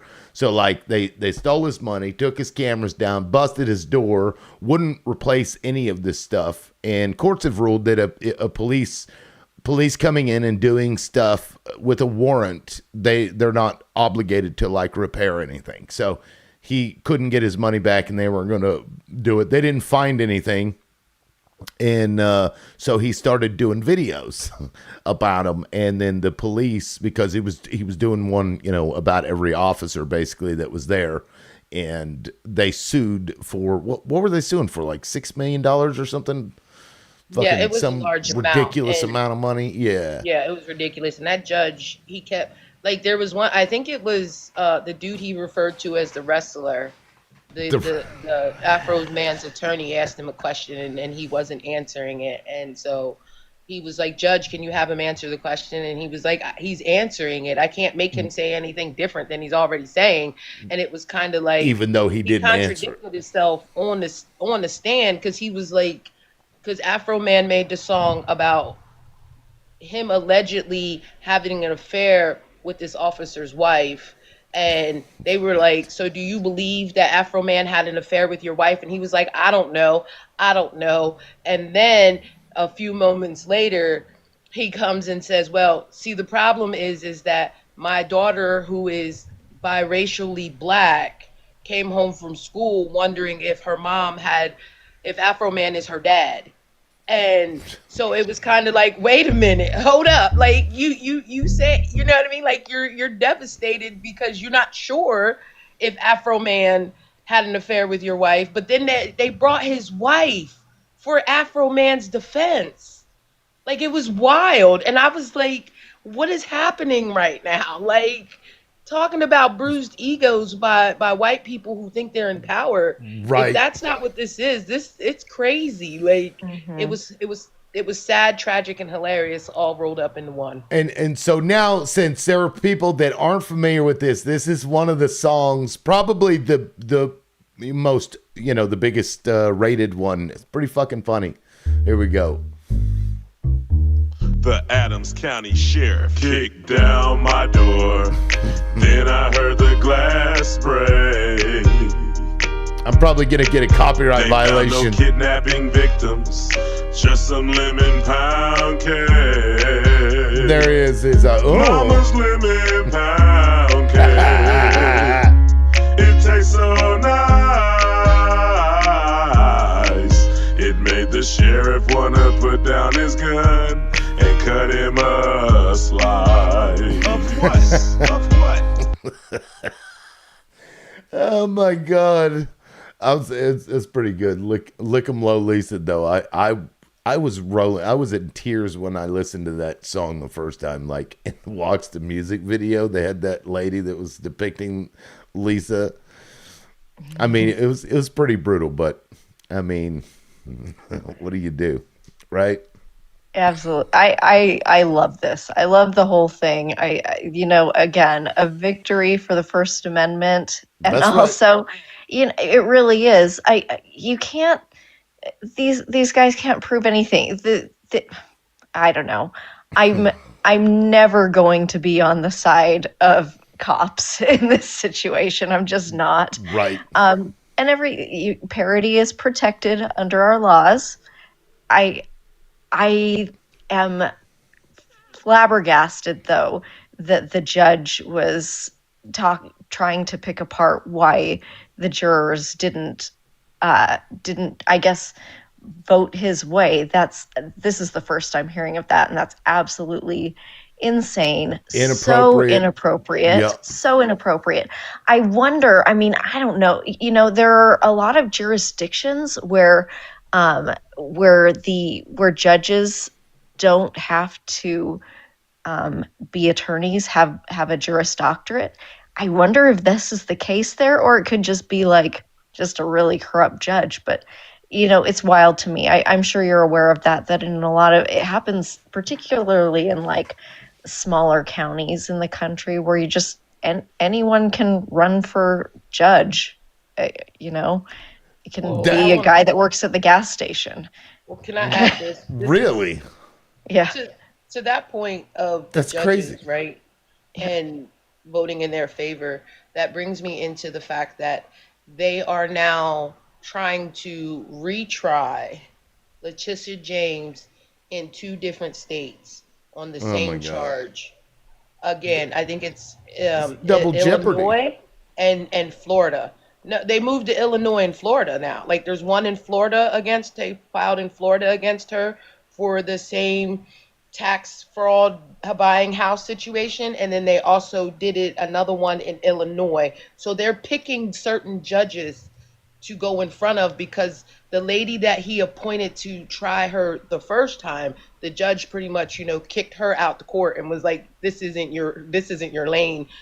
I'm paraphrasing, but so that's how that case got not answered, I guess is what I would say. Like there was no finding, there was no judgment of, can't prosecute again or nothing like that. It was pretty much virtually just dropped.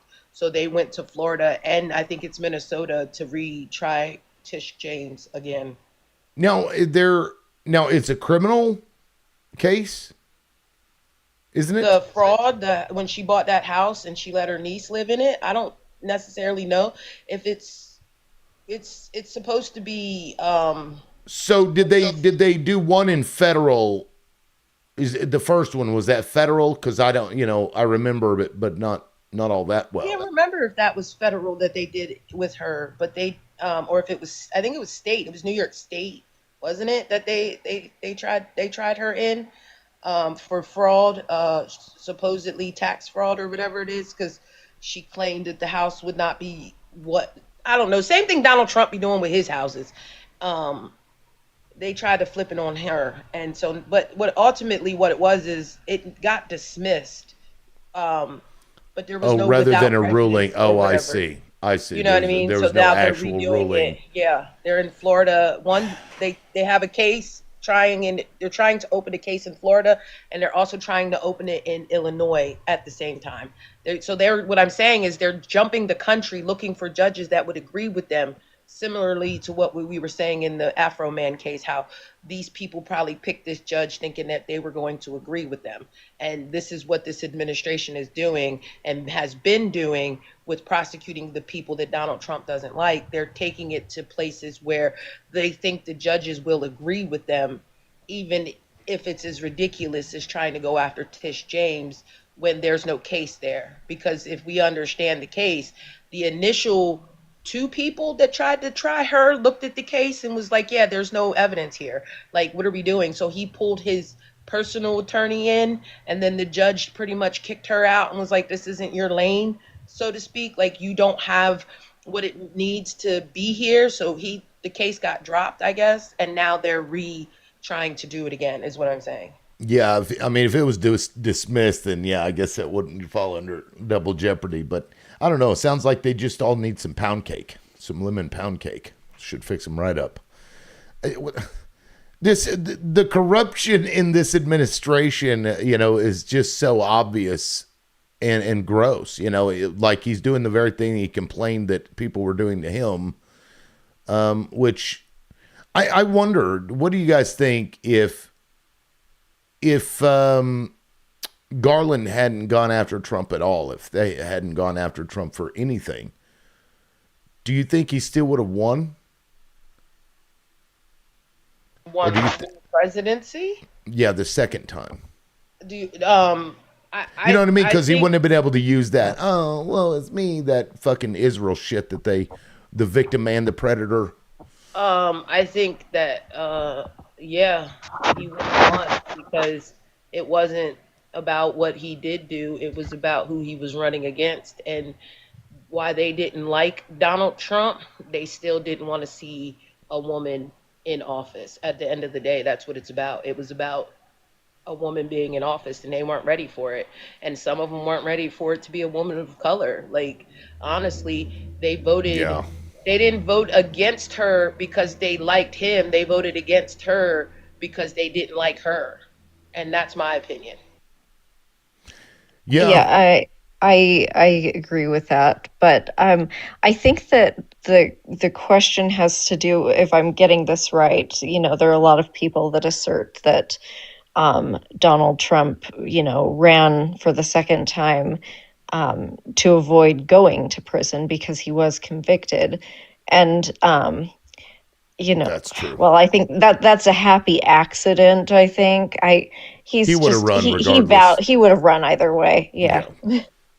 Yeah, for sure. He would have run. Because I wonder if there's many people that felt like, oh, the deep state's coming after him. Look at what the deep state is doing. You know what I mean? That whole conspiracy shit. I wonder if that played any role whatsoever. But I mean, you're probably right, Lonnie. It's, foregone also- conclusion. I wish that that Biden, had just done what he said he was going to do. Well, that's and they the thing. held I a don't think primary. they wanted. Biden wasn't supposed to win in 2020. Biden wasn't supposed to win in 2020. Trump was supposed to win in 2020. So because that's when they were initially going to kick off Project 2025. And they were going to use, in my opinion, they were using COVID while everybody was sick and shut in, for lack of a better term. They were going to roll out COVID then, right? Not COVID. They were going to roll out Project 2025 during COVID when everybody was overwhelmed by COVID and no one would be paying attention, quote unquote, to these things that they're implementing now, because they had it. Most people, we were told to distance, and we were told because of this we had to do that. And I think they wanted him to win in 2020, and that's when they were initially going to roll out Project 2025, because that has been written since 2017. When he first got in, and 2020 is when they were going to start rolling it out. But Biden won, and so he backtracked a lot of the stuff that they were planning on doing. And so when he came back in this time, this is why they, quote unquote, hit the ground running so hard with it, because they knew they only had a short period of time. Right.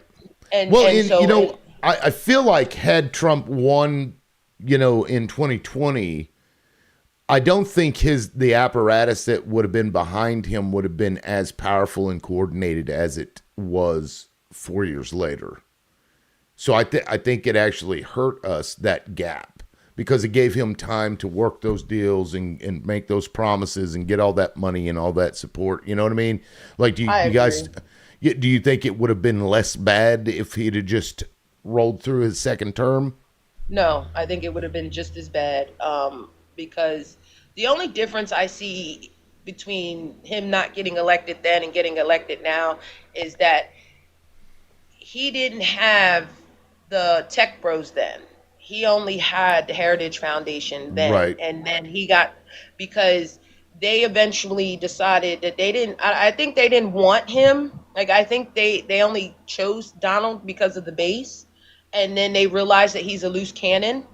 So they were hoping that he wouldn't get installed back in a weird way.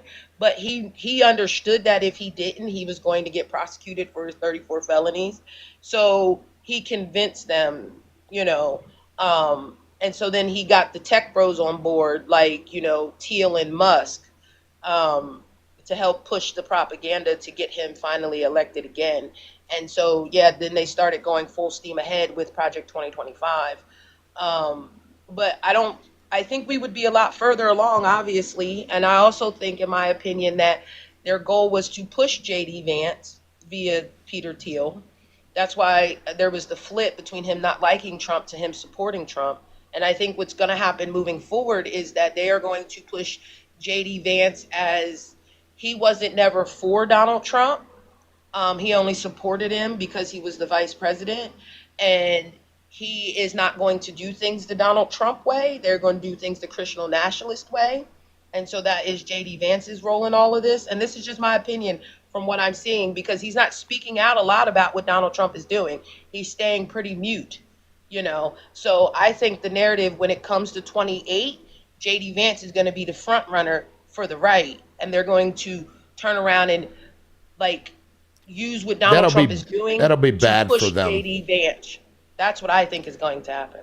Yeah, he doesn't have the charisma. He comes up like a fucking lump on a log. He's awful. The Right. Republicans kind of did the same sort of thing at the end of George W. Bush's term, where just like by the time we were having the elections where Obama became the president and he was running against John McCain, by the time we got there, none of the Republicans wanted any association with George W. Bush anymore. The war had become very unpopular, and we had that the housing market bubble burst and the banks bailout. And so I think it's possible that we see the same kind of thing. If we end up, oh gosh, if we end up stuck with Donald Trump for the next 2 years every day, I just, kind of really hope I'm going to wake up and read that obituary. But so far, no dice. But yeah, so if he gets through the next 2 years, things are going to get much, much worse. I can't even imagine. But you probably see a lot of Republicans trying to claim that they weren't MAGA or distance themselves from it, just as Lonnie described. But I that didn't work. As we know, McCain didn't win, Obama did win, but who knows? Every situation is different. I can't. I try not to think about Donald Trump still being in office next week, but here we are. Crazy. Well, the reason I say that is because look at what's happening now with CK, right?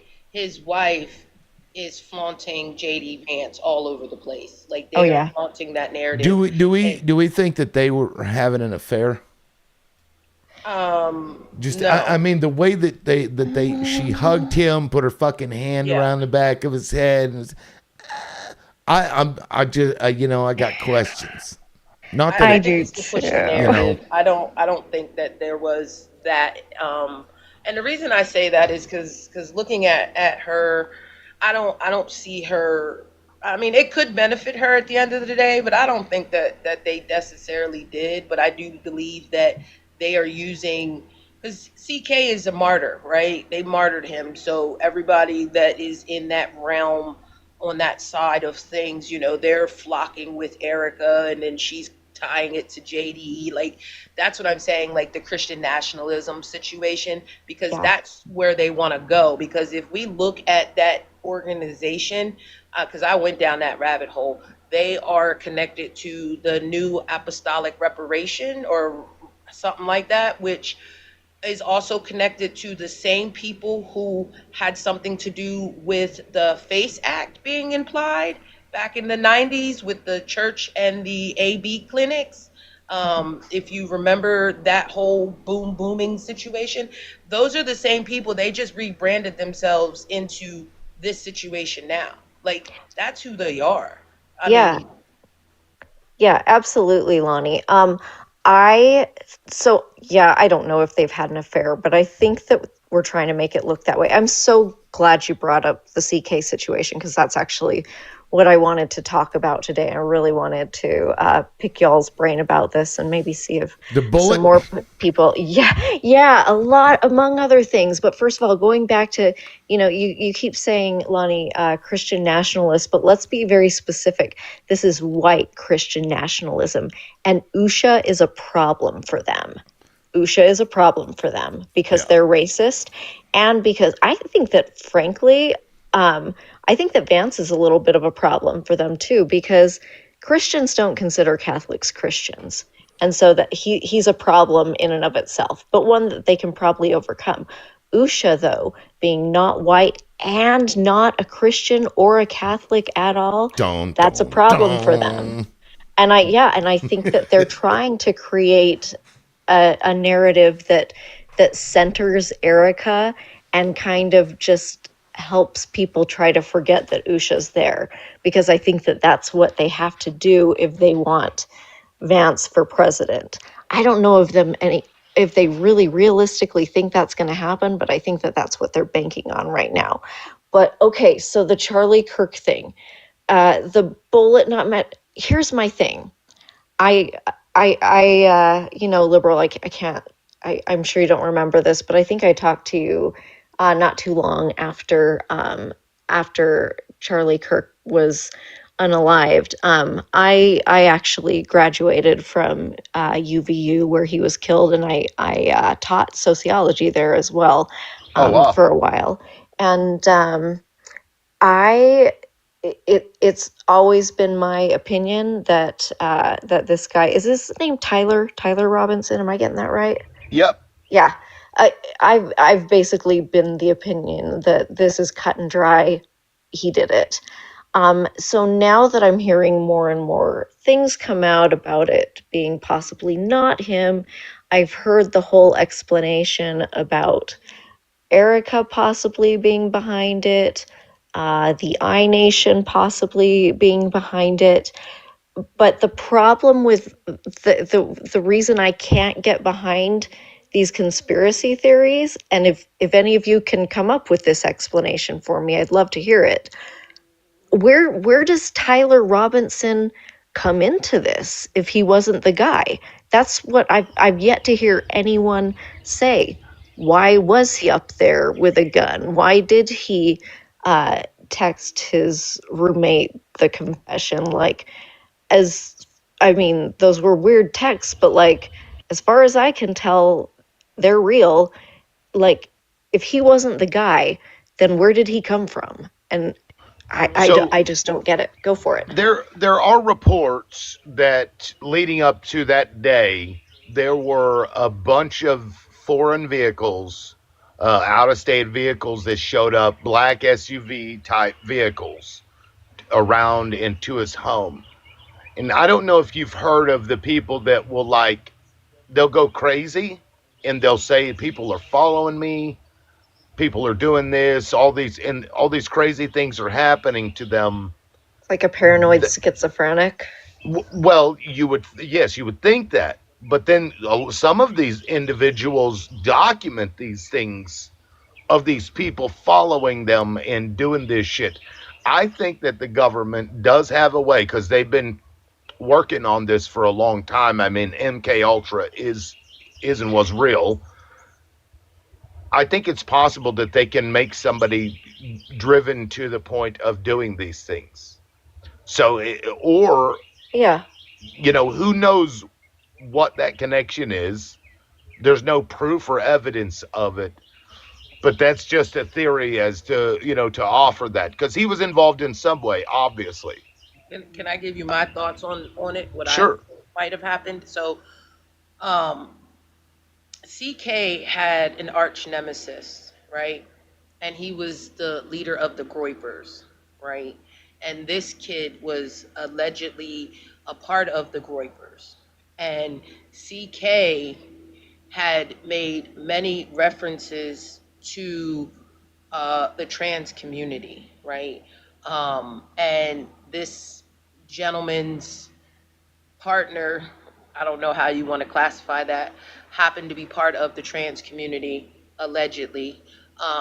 And so it's been suggested that Nick Fuentes, who had put out a video weeks before stating that he was taking over Turning Point and that he was already, quote unquote, inside Turning Point, because the Tyler was at a few of CK's college campuses, rallies, whatever you want to call those. And weeks before it happened, him and CK had a back and forth. Tyler and CK had a back and forth on one of his questioning panels. So I do believe that he was a paid actor, for lack of a better term, because even looking at the footage of him being up where he was at and, understanding, what snipers do, I don't believe that Tyler had the skills to do what they said he did. And if he did have the skills, then he's not seen with the weapon on the video surveillance coming or going from said location, but yet he disappeared into the woods and they found the weapon fully assembled in the woods. And then he allegedly went home, told his folks called someone in the police department, and then allegedly the person from the police department has now resigned now that this thing has gone to trial. So, and she forgave him right off the rip. So I think it was a paid actor. I do believe, for TikTok purposes, if you're going to catch what I'm putting down, I believe that Tom Cruise MI6 is a thing, and I believe that when they want to have something be eliminated, they will find a way, and that they needed a fall guy because CK was he was starting to speak out against the files, and the thing with is not real. And so yeah, I think he was a martyr to push the narrative and why we are where we are today with Turning Point USA. And that's just my opinion. Yeah, and to kind of broadly answer your question, Aaron, I don't know that we'll ever know the answer to your question. You know what I mean? That's how they've been so good at what they do. You know, these intelligence operations are very, very, they're good. They've been doing this for a long time, especially Mossad, assuming that's what it was. You know, I mean, there's just a lot of little things that don't add up. And, you know, you kind of fill in the blanks, but I don't think your question will ever be answered. You're probably right. Yeah, you're probably absolutely correct. Or, you know, 100 years from now, maybe. But yeah, that's real quick. very interesting. Go ahead. And that I will say, so did the person that did what they did to JFK, was he really on top of the books depository, or was it someone else? I'm just saying, I feel like they're very similar in situations, but I'll leave it there. Exactly. And we still don't know the full story there, and I think that's likely going to be the case here. But Chip, you came in. Do you have a thought on this at all? I don't know if you heard her question. Yeah, I did. I think one of the things that's hard to do in these cases, we hear things right away and we automatically start forming assumptions and understandings. And so the best thing to do in these situations is don't make any understandings or don't have any foundational information. For example, you know, all we know is that Charlie lost his life, right? I think we agree on that. And something happened to him that caused him to lose his life. The immediate assumption was that he was shot, that there was a projectile that was fired at him. But a lot of the analysis after the fact has pointed to the fact that it was a higher probability that the microphone that was sitting just below his right pectoral actually was the detonation that caused him to lose his life. Maybe something was fired in the vicinity to make a noise. But that's the most likely thing, because if you look at the footage from behind him, which got released finally through Candace, and if you ever deal with high velocity firearms, I was in the military. When something goes through somebody, it leaves a gaping exit hole. I mean, it's like 10 times the size of the entrance wound. And nothing on Charlie's rear came through. There was no spatter, no nothing. And you just can't fire a high velocity round like that at human tissue and not have any spatter on the exit. So there's just no way that he got hit from the front with a high velocity firearm like that. It just doesn't work. Now, I don't know why they're releasing this information about the fragmentation, so to speak. You know, I don't know. The thing is, I don't assume anything. The way I look at it is this way. I look at motive, just like on September the 11th. That's right. There's arguments over, was there a plane? Was it at the Pentagon? You know, all those details get argued about ad nauseum, and that's to misdirect the people to get them focused on the minutia. The big reason is why, who benefits from it, why would it be done, who had the opportunity, the ability, and the past behavior patterns to be able to pull something like this off, and that narrows your focus quite a bit. Just type this into Google. Anybody can do this. Type in history of political assassinations. Which nation has carried out more than any other? And you will be flabbergasted by what you find. Yeah, I mean, well said, Chip. You're not wrong, because I mean, I've heard everything from like it was a projection, there was a hatch that he dropped into, or that he wasn't even there, like he's still alive. You know, all that crazy things just muddies the water. But you're right. The one thing that remains is the motivation, and what was that? Well, just real quickly to finish that thought, look at the main things Charlie was starting to speak out about. It wasn't just his opposition to, you know, in general, the blue and white country, although that was getting to be pretty apparent after the donors were pressuring him. But he spoke directly to President Trump in opposition to the not doing this because it had so many bad possibilities. And that was a major impediment. Look at the history of the effort that's been made to get this particular set of circumstances together for the last 3 decades. You have Netanyahu that's been going before Congress, barking and screaming forever in the UN, saying these people are just weeks away or months away from having a nuclear weapon. This has been on the agenda for decades. And here you have this young, influential, up-and-coming guy that's going to influence probably a good 20% of the American electorate, which is the conservative youth on that side. And he was in stark opposition and turning very quickly away from supporting everything to do with your cause. that's obviously a huge threat to your future, because that's how they've been able to steer the ship in their direction for so many decades, is by keeping the American public, political system, and money and weapons flowing to their side. Yeah, and well, real quick, because I took your advice, Chip. I Googled it. What country has been behind the most assassinations in history? And even the AI actually pro-I country. This is based on historical research. Israel has been identified as having conducted more targeted assassinations than any other country in the Western world since World War II, according to Ronen Bergman in his book Rising Unalive First.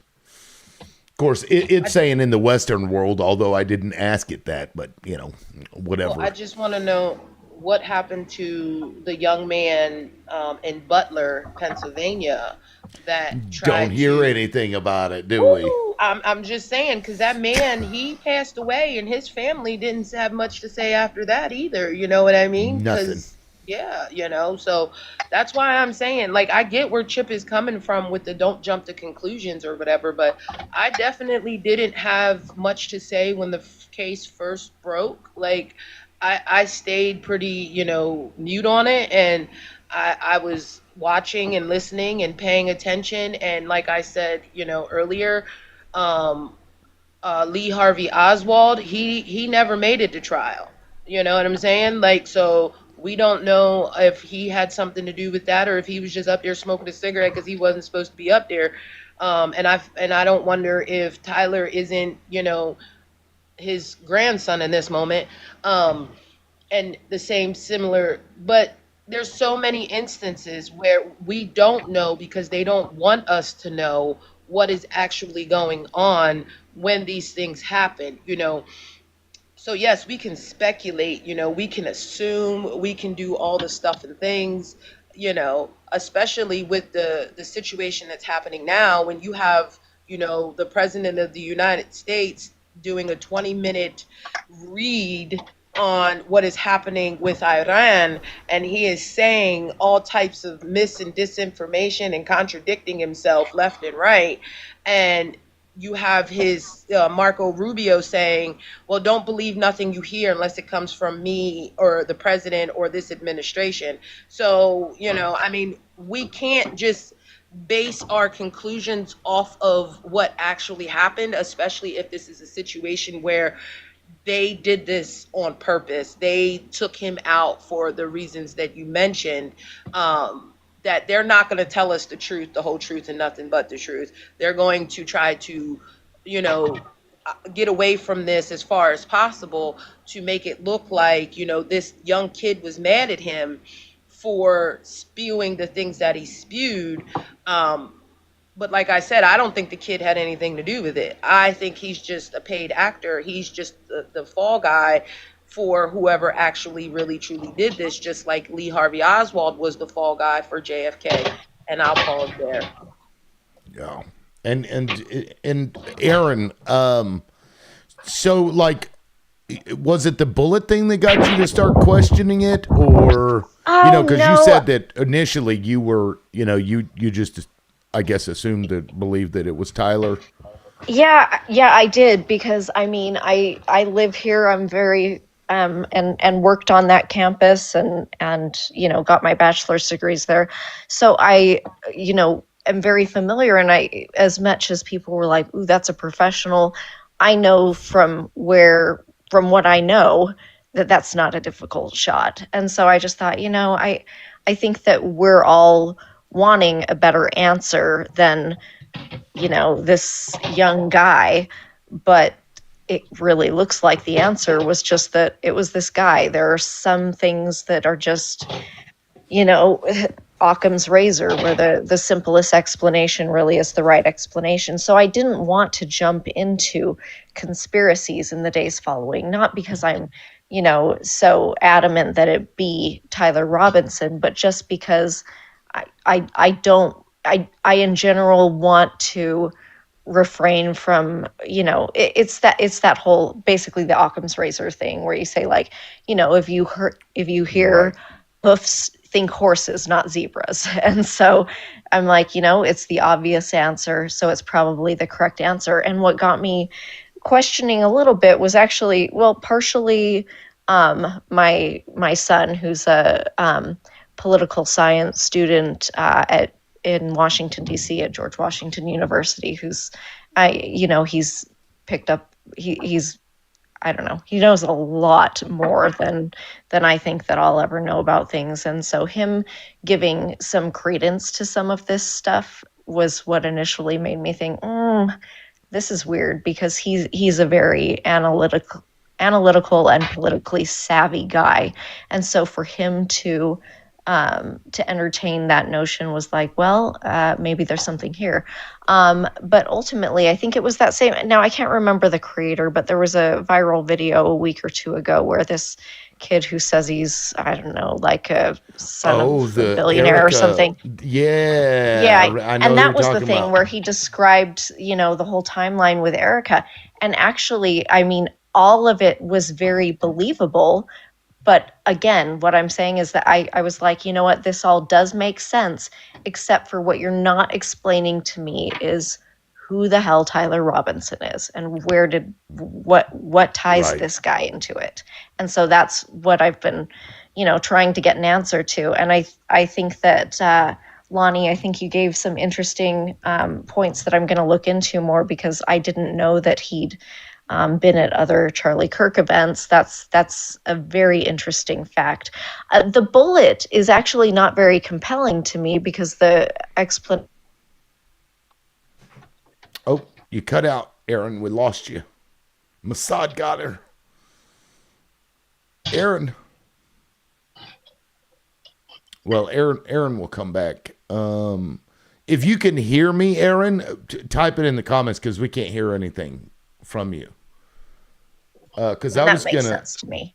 Oh, there you are. You cut out for like sorry. almost an entire minute. Yeah, we didn't hear like. Oh shoot. So Yeah, it's sorry funny, about when that. you came back, you were like landing your plane. So I think we missed the entirety Shoot. of. Okay, I'll real quick just say, so it wasn't really the bullet and the gun thing, because I actually think that the explanation that, the bullet has,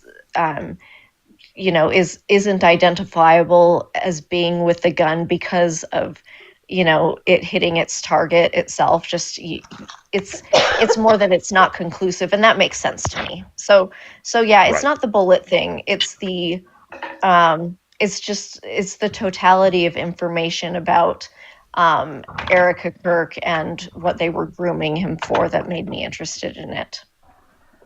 Gotcha. Yeah. Now, and I'll put this out here. This is in 1996, right? I talk about this guy often. Yahya Ayash. I'm sure I'm butchering the name, but Israeli intelligence was able to get his phone from, I think it was his nephew.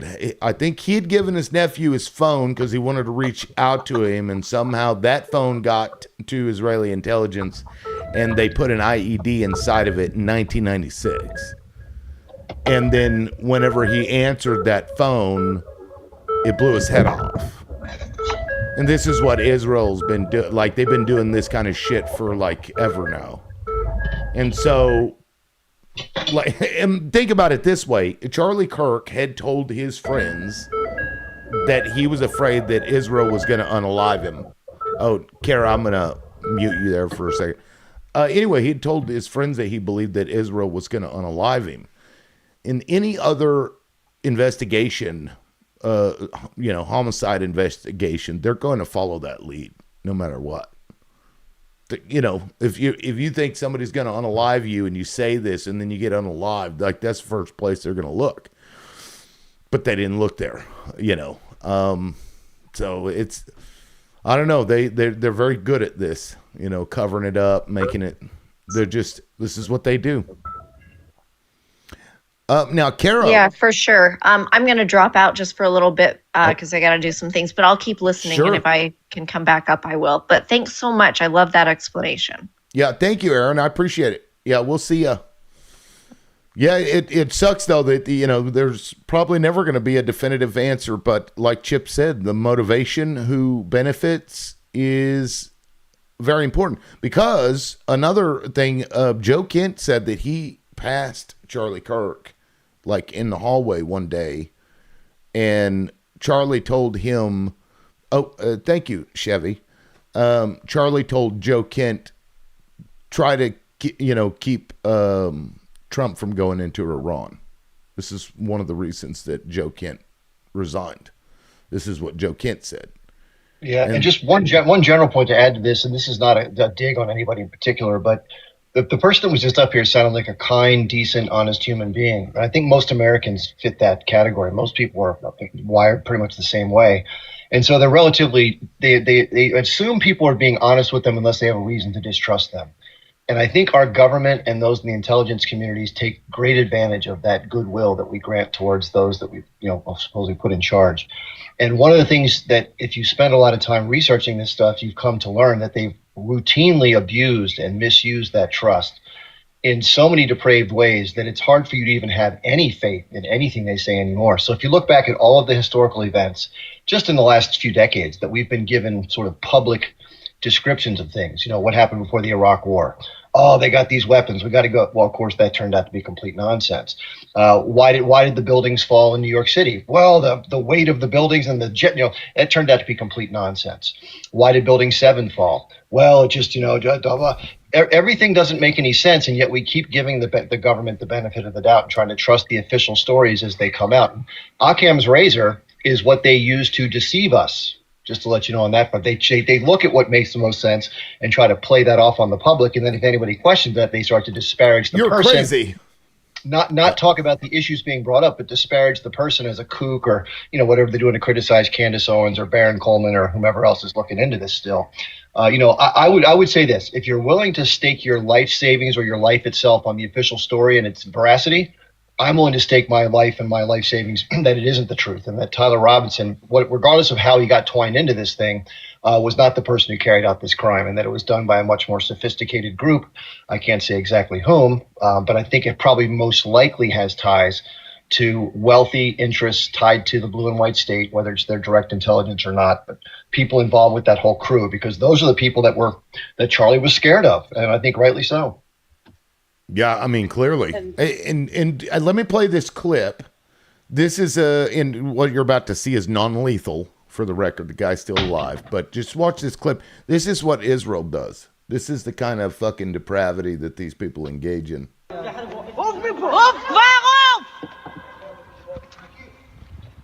And they tell him to walk. They tell him to walk.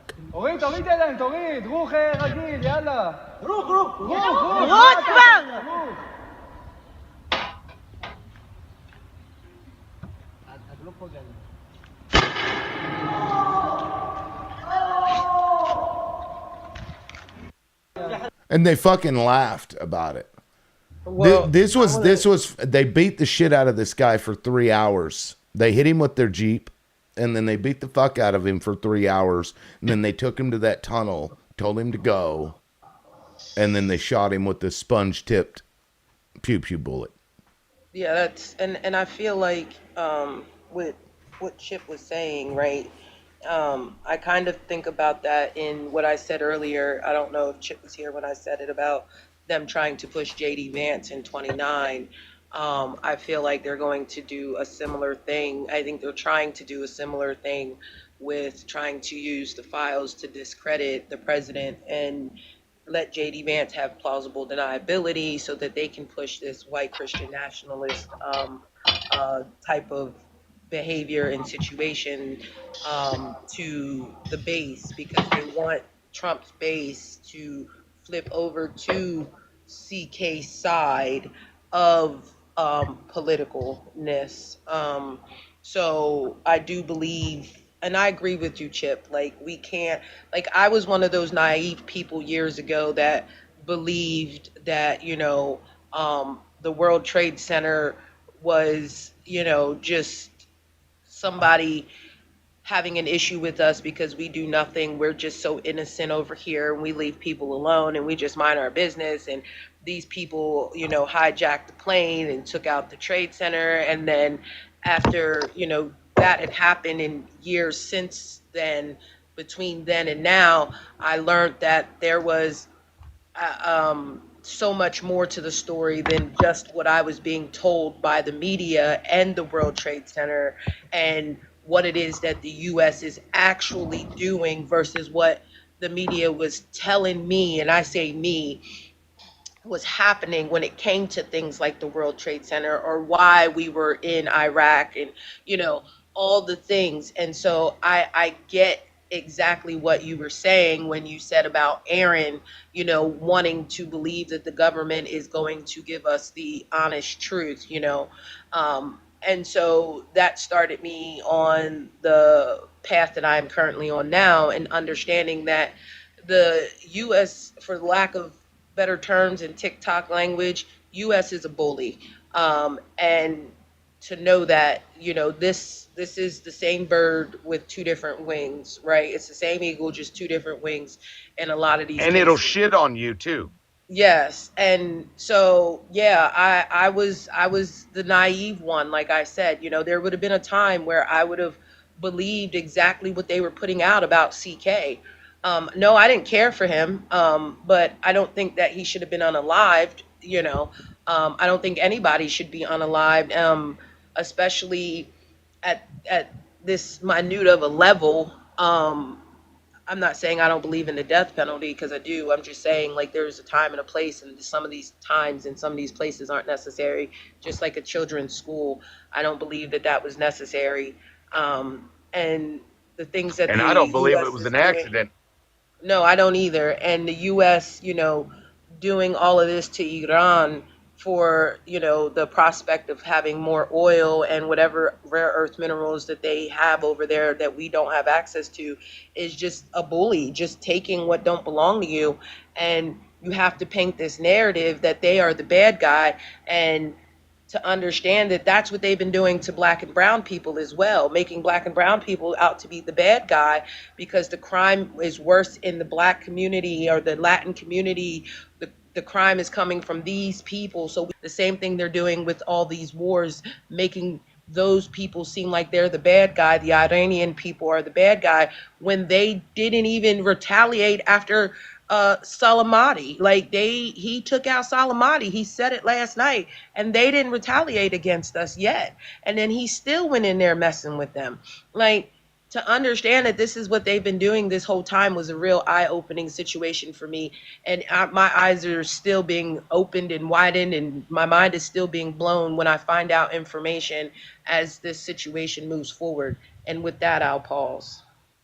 Yeah, I mean, I'm not even sure that it's about oil at this point. It's, to me, my read of the situation is that Israel knows that Iran could whoop its ass any day of the week, all days of the week. And they need Iran, you know, they need them gone because they want to expand, as we're seeing them go into Lebanon and take land in Lebanon while that's going on. But everybody's focused on Iran, and they're over there taking land. So I think this is about, you know, making sure that Israel has a path forward to what it wants to do in that region, which is, you know, take over, essentially. The oil is just a happy byproduct of the situation, I think.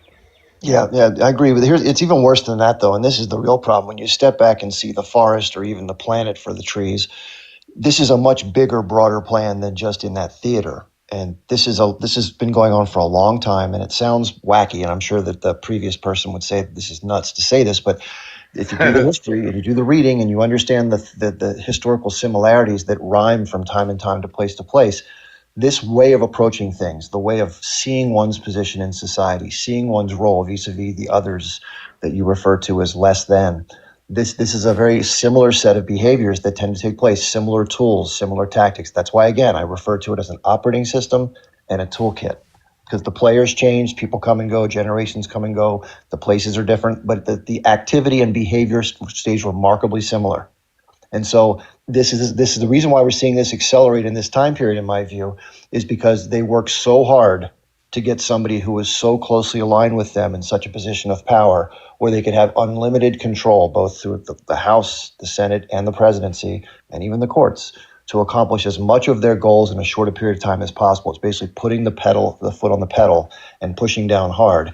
Now, what do they want to have? Well, they don't want to necessarily take over Iran. They want to change the governing structure within Iran so it's more they're placated towards their objective, just like they did in Syria, by the way, just like they did in Libya. You can either decapitate, remove, or create so much unrest or strife that it creates a neutral. It neuters the society and makes it less of a threat to your aims and ambitions. The oil is a spoil of that, and or the energy pathways, natural gas, whatever, and other crucial minerals and shipping lanes and stuff like this. But the ultimate thing is to project power and to control politically, militarily, and economically the region. And they have this is crazy, and I wish I weren't saying this. The fact that such a small group of people have such large designs on control and power is troubling. And I would point to it regardless of who that small group is. In this case, it just happens to be those that don't like to hear their name mentioned. And they happen to have a lot of ownership of a lot of the stuff, including the very thing we're talking on. So it's very difficult to speak frankly about it. But it is what it is. And I don't think that everybody from the group agrees with, wants it to be that way, or has anything to do with it. Probably most don't. But there is sort of a weird connected allegiance among the people in some sense or another. Like, we're us, we have to protect us, and everyone else is them, and they sort of don't like us, and whatever the rationales are. The problem is, when you have an us versus the world mentality, you're never cooperating with anybody. You're always deceiving and playing and scheming behind the closed doors. And that's what's happening to America right now, is we're being used up and ground up, and our military is being used, our soldiers, our money, our equipment, our whatever status we may have remaining in the world, is all being used up for the benefit of this small group that's very well organized, very well funded, very clever, very smart. And they can do pretty much anything they want right now and get away with it because they have all the levers of power under their control in most Western nations. Well, they're the chosen people, right? Do you want to talk? Did you hear what Dan Bilzerian said? This is the thing I want to bring up about it, about specifically what's happening with like the settlers and some of the more aggressive members of the military and the police in that country, and the more right wingers that are much more, sort of angrily, racially motivated. They're mean, they're cruel, they're barbaric. That's not everybody in that society, by the way. There is a bifurcation, but unfortunately, on a percentage basis, something between 75 and 80% supported not just what was happening in Gaza, but more of what was being done in Gaza. They don't want it to stop. So obviously, that's a reaction to what happened in October of 2023, but still, it's pretty harsh when, 8 out of 10 people agree with what's going on. And then to hear them complain when a foreign nation attacks them in response to their unprovoked aggression against them. Oh, I can't believe, it's hard to stomach that and have sympathy for somebody when 8 out of 10 people, but there are 20% that don't, and there's cats and dogs. So I don't want to see the whole thing taken out. But at the same time, you have to be fair. This society is not a normal society. And when Dan Bilzerian, the harsh critic, said, hey, I would love to be given a pow-pow and ship me over there and start unaliving this warped society. He goes, it's not everybody, but I think most people in that society are sick and twisted, and nothing would make me happier than to go over there and, not his words, to fight against that. He said something more harsh. I don't disagree. I mean, if I was given a choice between being able to participate in that and having to go to this thing right now, I would go to that one first and foremost in a heartbeat rather than going to Iran. Yeah, I mean, I'm at the point where, I've never advocated for war ever, but it has to stop. And I think it's time that Israel be humbled a bit. I think they have to be. But because every time they get, this group that's had this weird, controlling domination mentality, every time they get kicked out, they just recoup and do it again and do it again and do it again and do it again. So even if you were to deal with that, would they not just do it again? That's Iran's point right now with not accepting any kind of a ceasefire, because from their point of view, it's just a time for them to regather, which is what happened after the 12-day war. So Iran's point is this: we have to have internationally agreed upon mechanisms that are enforceable, voted on by the Congress, to basically effectively contain Israel's military aggression in the region. And I think that's fair. I mean, if I were them, I'd want that. They're not asking for anybody to be obliterated, but they just want to have their interests minded, which is fair. We would expect the same. And why should they just give up right now? They completely have the upper hand. They have a huge control over the flow of commerce, which is really going to put us in a bad spot. Australia right now is begging their citizens not to drive. Basically, that's how bad things are for them. And this is just now. Their truckers have run out of fuel. I saw this video. This guy, he's like, I've driven 500 kilometers and there's not a gas station in sight with fuel. Yeah. I mean, the repercussions of this potentially are unfathomable to modern commerce. And it's pretty cavalier how quick and fast the Trump administration decided to sort of, and again, this just goes with how deeply embedded these relationships are, where the consequences of these choices are just not even secondary or tertiary in mind when they make these choices. It's sort of this reckless, we have the right to do what we want, who cares what happens to others. It's just a very, very odd way of thinking through life. And it's a supremacy mindset, which again is at the source of all of these problems. And again, if it wasn't that group, if it was a different group, I would call it out the same. It doesn't matter who it is. It's Right. what they believe, how they think, and more importantly, how they act based on those beliefs. Now, well, Captain Wick, you just got up here. Did you want to weigh in on any of this before? Yeah, this has been going on since 1094 in that area. This is when it started, the 11th century. And every so often it settles down because they've used up all their resources.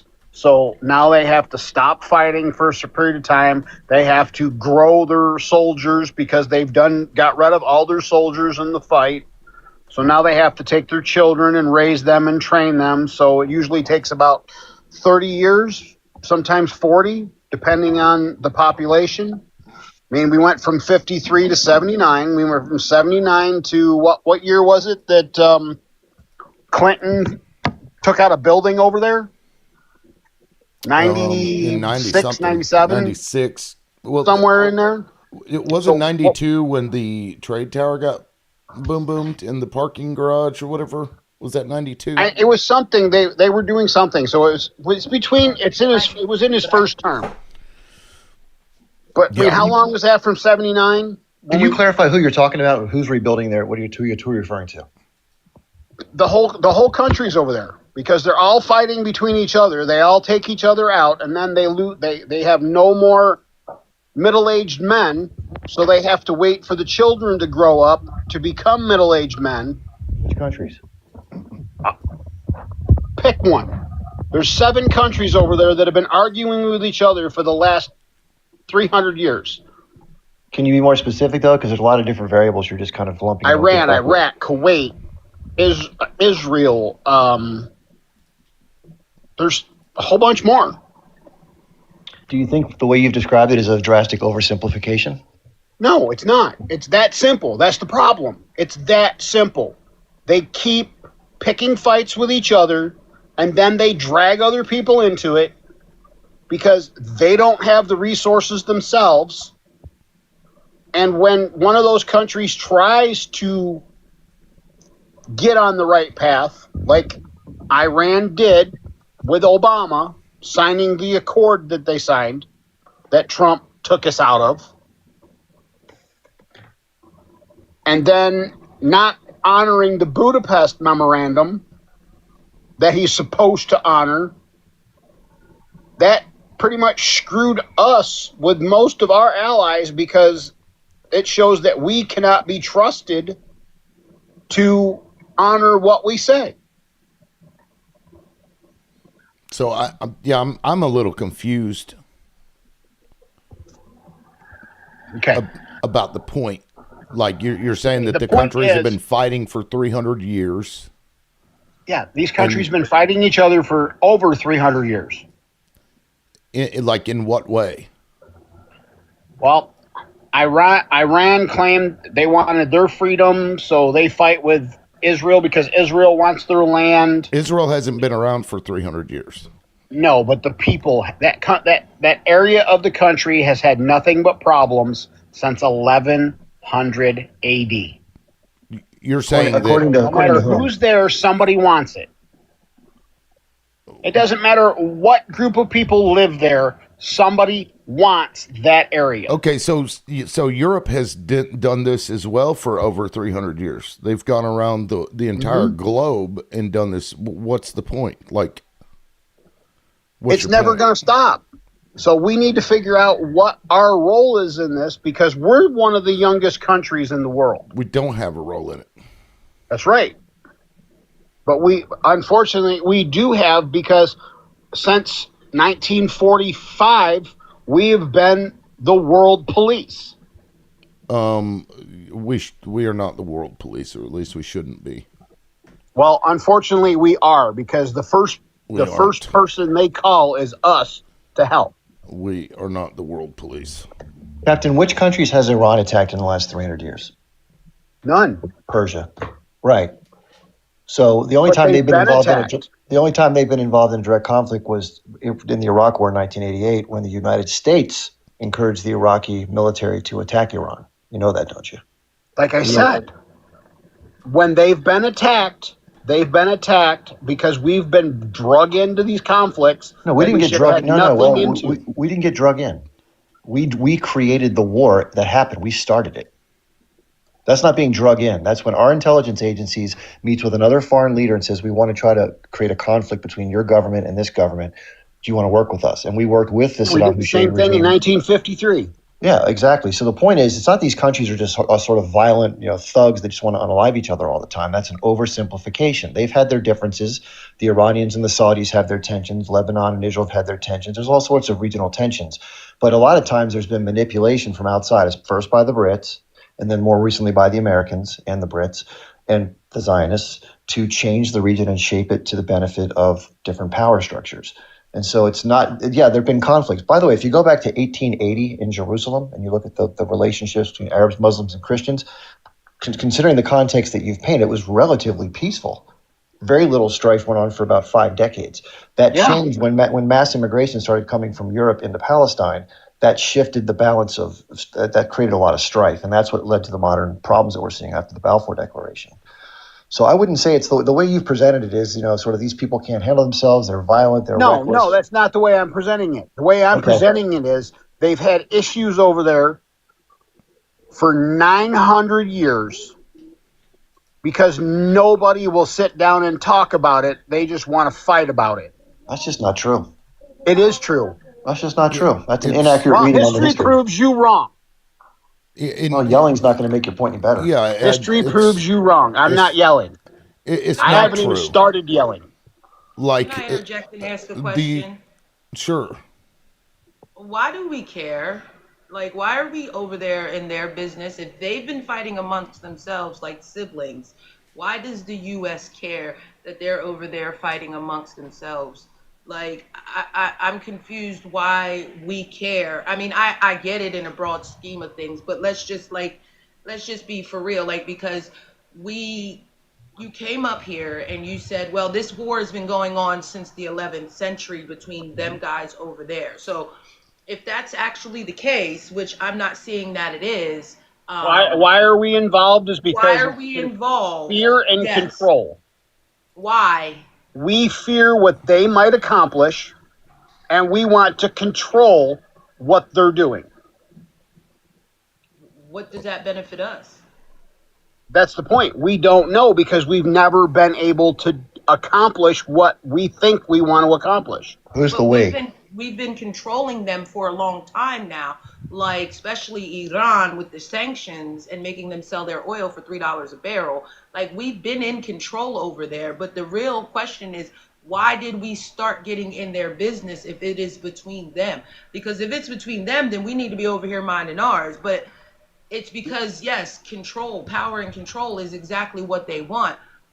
But here in recent years, in the past, 100 years, it's us being involved in things while simultaneously here in this country being treated similarly to them. And I'm not saying that, we don't talk about that, especially here on Libs Live, but it seems like a lot of people that have an issue with what's going on over there or is for what is going on over there obfuscate from what is happening here. And they don't want to say that this administration is the problem. Oh, no, this administration is the whole fucking problem. It has been since 2016. And his influence before that was even bigger fucking problem. I mean, the United States has been a problem since before Trump. He's just, put it on blast. Like, this is what we do. This is what we're going to do. And I'm going to tell everybody, and then we're going to do it.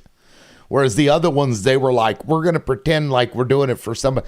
We're trying to spread democracy. Yeah, we're trying to prevent communism. We're trying to make everybody have a voice. That's what we want to do. Right. You hate the freedom that comes at the end of a boom boom. Crazy. No, I don't hate the freedom that comes at the end of a boom boom, but there's a time and a place for a boom boom. and this is not it.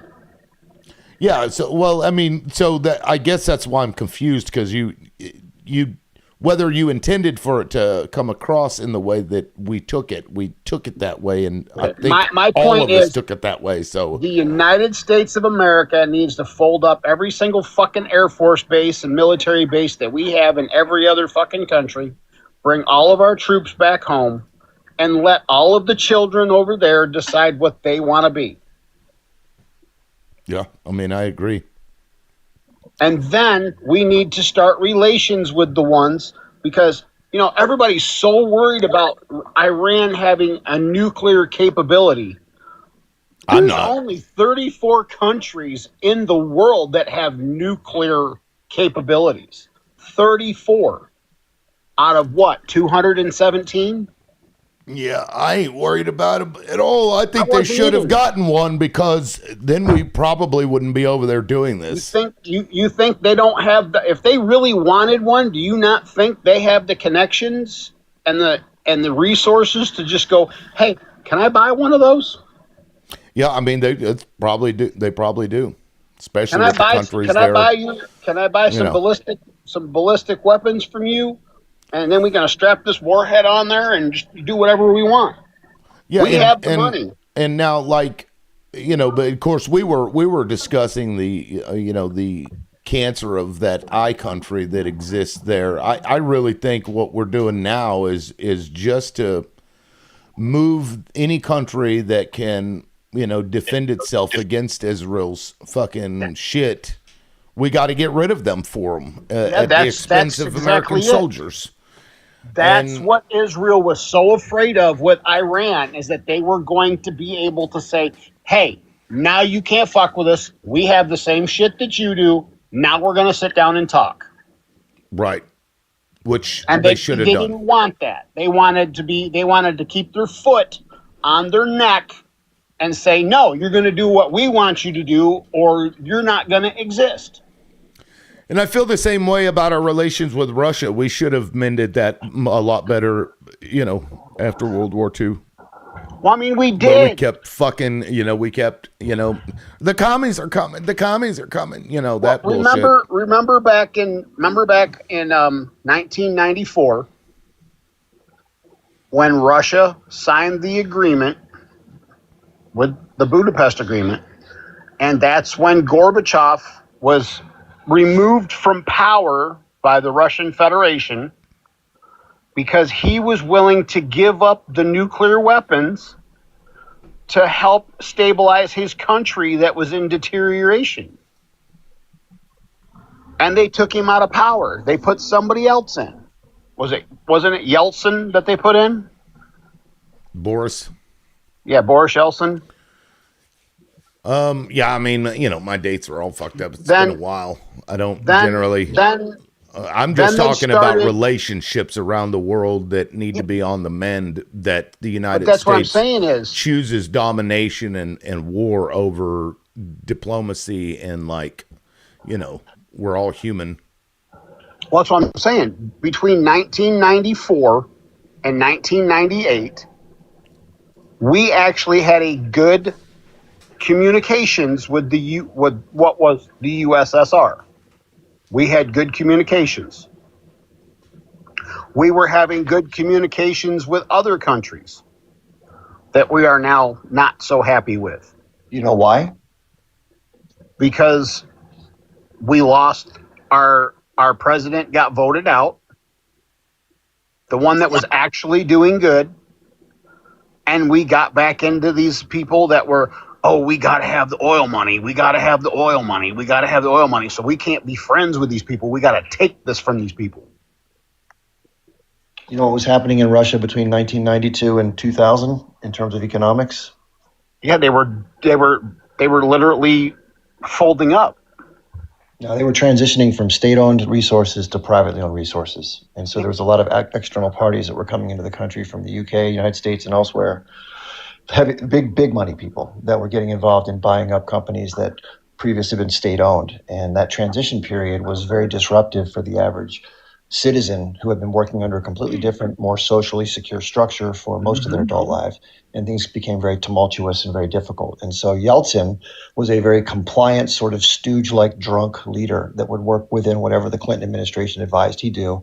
And a lot of the facilitation of the Robert Rubins and Citibank people, all those Wall Street and all those, London execs came into Russia and started buying things up on the cheap. That's how their oligarchy got completely solidified. That's the point I'm making, is that it was very disruptive, and basically it was very exploitative is what happened. Was the West also committed during that time not to expand NATO at all, assuming that after 1990 that East Germany could reunify with West Germany. NATO said they wouldn't pursue relationships with any former Soviet bloc member.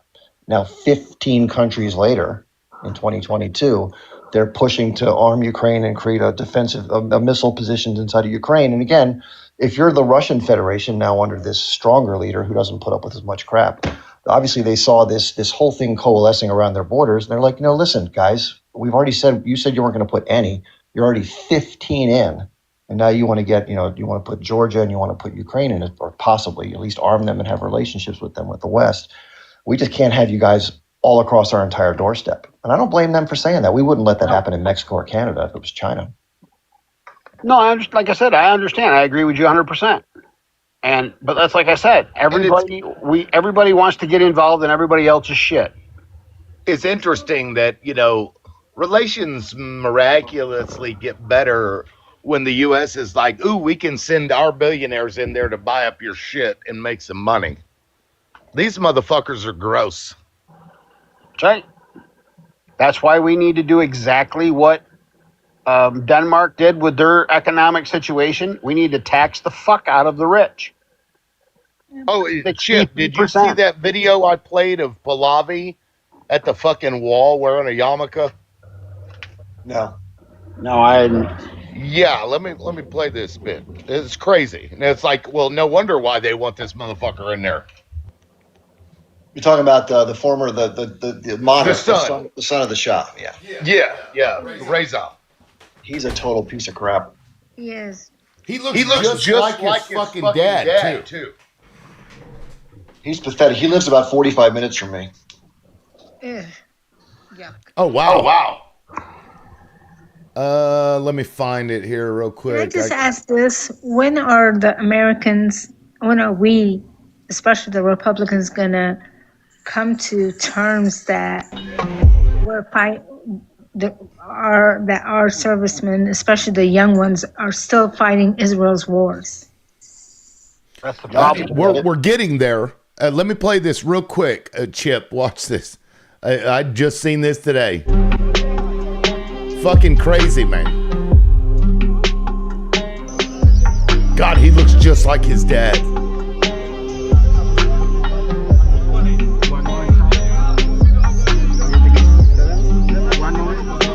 Fucking crazy. And then they pan to a dove above, and they're like, oh, it's a sign from God. Yeah, so sad. Fucking weird, man. I was hoping that bird was going to shit right on top of dude's head. That would have been a sign from God. Doesn't that look more like a crow? Or a fucking pigeon. The pigeons are conspiring against humans. We realize this, right? They've been doing that in New York City for years. They're like, we got you. I remember your great grandpa. They from one pigeon family down to the next, they tell the stories of the old. They got rid of all our jobs. The pigeons say. Yeah, the internet got rid of all the pigeon mail. Maybe we should go back to using pigeons. Carrier pigeons. Yeah, In New York City, the pigeons go, "Oh, you got a new Mercedes. Target acquired. Target acquired." Oh my God. I don't know. There's some pretty funny conspiracy videos about pigeons out there. It's kind of funny. Well, I mean, people have said for years that one of these days they're going to find something in New York City where a rat and a pigeon have mated. A rat and a pigeon. That's funny. Because I'm gonna be wrapping it up here pretty quick. Did anybody have anything? Warrior, you're the newest person. Did you want to offer some more thoughts? No, I just like I have neighbors who are talking about they have acquaintances, relatives, niece, nephews that might be going to Iran, and some of them are really worried because they're like, we know that they're ready, and our kids aren't really ready. And I mean, 'Cause I've got you can say all you want that I'm ready, but once your foot hits somebody else's territory, you're in their territory. unless you have experience in that territory, you're at a disadvantage. An extreme disadvantage. But, And Trump and and Israel, the they don't Israelis care. are hiding in the bunkers. Right. I saw a video. Matter of fact, It's just going to be another Vietnam. Oh, and if you don't think they're fucking, listen to this. I think she's a Fox host. If y'all know who this lady is, do you know what her name is? Does anybody know? I think she works for Fox. If God is with you, who can be against you? I am a Christian. I am also a Zionist. And I support the state of Israel wherever and whenever I can. I am totally unafraid to do so. And I have to say, this might sound a little corny, but every time I go out on the national airwaves on Fox News or national radio or in print and national newspapers, every time I go out and defend Israel, speak the truth about Islam, speak the truth about Israel and its enemies, I feel the power of God with me. Oh my God! What a bunch of. Then she needs to sign her name on the dotted line to go over there and fight. And instead of sign her sending kids kids. up. She needs to sign her kids up, her nieces, her Right. nephews. I mean, I'll sign up as long as I get to fight for Iran. I wonder how many Americans will go over and sign up to fight on behalf of Iran. And this is exactly what That would be, religion is. I'm sorry, but that would be the turning point. If we could get a coalition of people volunteer to sign up and go and fight for Iran, I think that would cure some of the things that Iran has against us. Well, did you read the letter they sent yesterday? No, I didn't. You can just Google I'll it or look it up whatever. online. Yeah, it's like 4 pages. It's basically saying that they realize that the American people aren't against us, but they're like, if you continue to bomb us in the way that you are, what do you expect Iranians to feel in the future? Yeah. When the children grow up and this country has been attacking you forever, like what the fuck do you think's going to happen? It's a really well written letter. The funny part is when this stuff all started between Israel and Iran, I know it's not the same, but it took me back to a movie I watched, and it was Adam Sandler movie, Don't Mess with the Zohan. How the two factions lived across the street from each other in New York City and didn't have any problems with each other, but yet their countries couldn't get along. Oh, Adam Sandler was a big Zio. Ugh, disgusting, repulsive piece of scum.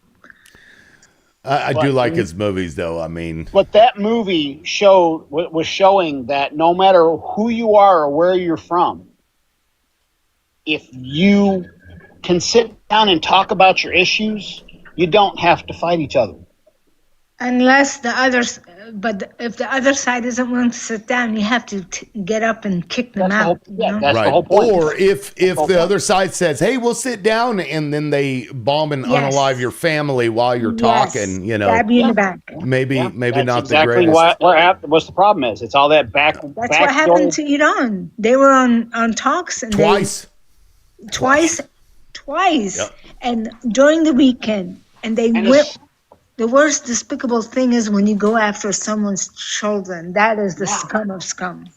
Oh yeah, It's it doesn't like, matter. even It if I'm your doesn't matter. enemy- It doesn't matter about the adults, but as soon as you go after the children, everybody gets pissed off. I'm telling you, I mean, where I'm from, I'm Afghan, okay? In the code of Afghans, if you go after a person's woman or children, they consider you the biggest coward because they're like, oh, they're not man enough to come after me, so they're gonna go after some. Exactly, and I agree with that 100%. I agree with that here in the United States. That's And why then they lied about it. They like that. That's why I've spent several nights in jail here in Tennessee. Well, I just want to say that children are always the target. Like, Always. let's be so for real. Like, it's always the children, even here in the United States, because they're taking free lunch away from them in school. Yes. They're taking away their health care. They're taking away their benefits to eat in general. You know, they're always going after the children, you know. And that is the problem, is that children are always the martyr for the cause. And it's disgusting how many people refuse to see that the children are the ones who are suffering in the United States and in Iran. And they still support this situation between the United States and Iran, because the children are the innocent. And when you get rid of the children in Iran, that means that their future, and that's a genocide, right? That's taking out a people when there's no children to grow up and take over, just like in Gaza. Yes, There were no elderly people, or there were very few elderly people in Gaza, because they keep taking out the children.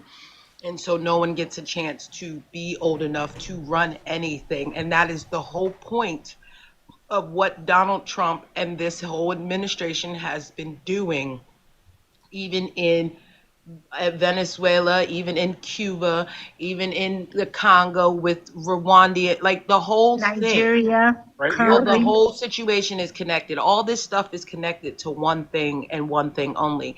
And it is power and control over the Western Hemisphere. That's what it all boils down to. And we have to be so real about that. And they're trying to make you afraid of your neighbor, so you don't trust the people next to you. Yep. Now, guys, I got to go ahead and wrap it up. I got some shit I got to take care of. It was a pleasure. I really appreciate everybody. Thank you for the support, and we will catch you in the next live. On a positive note, there are good things happening. People are coming together. Yep. And waking the fuck up. It's about time. Damn it. But thank you all so much. It's always a pleasure, and we'll catch you in the next live. Peace.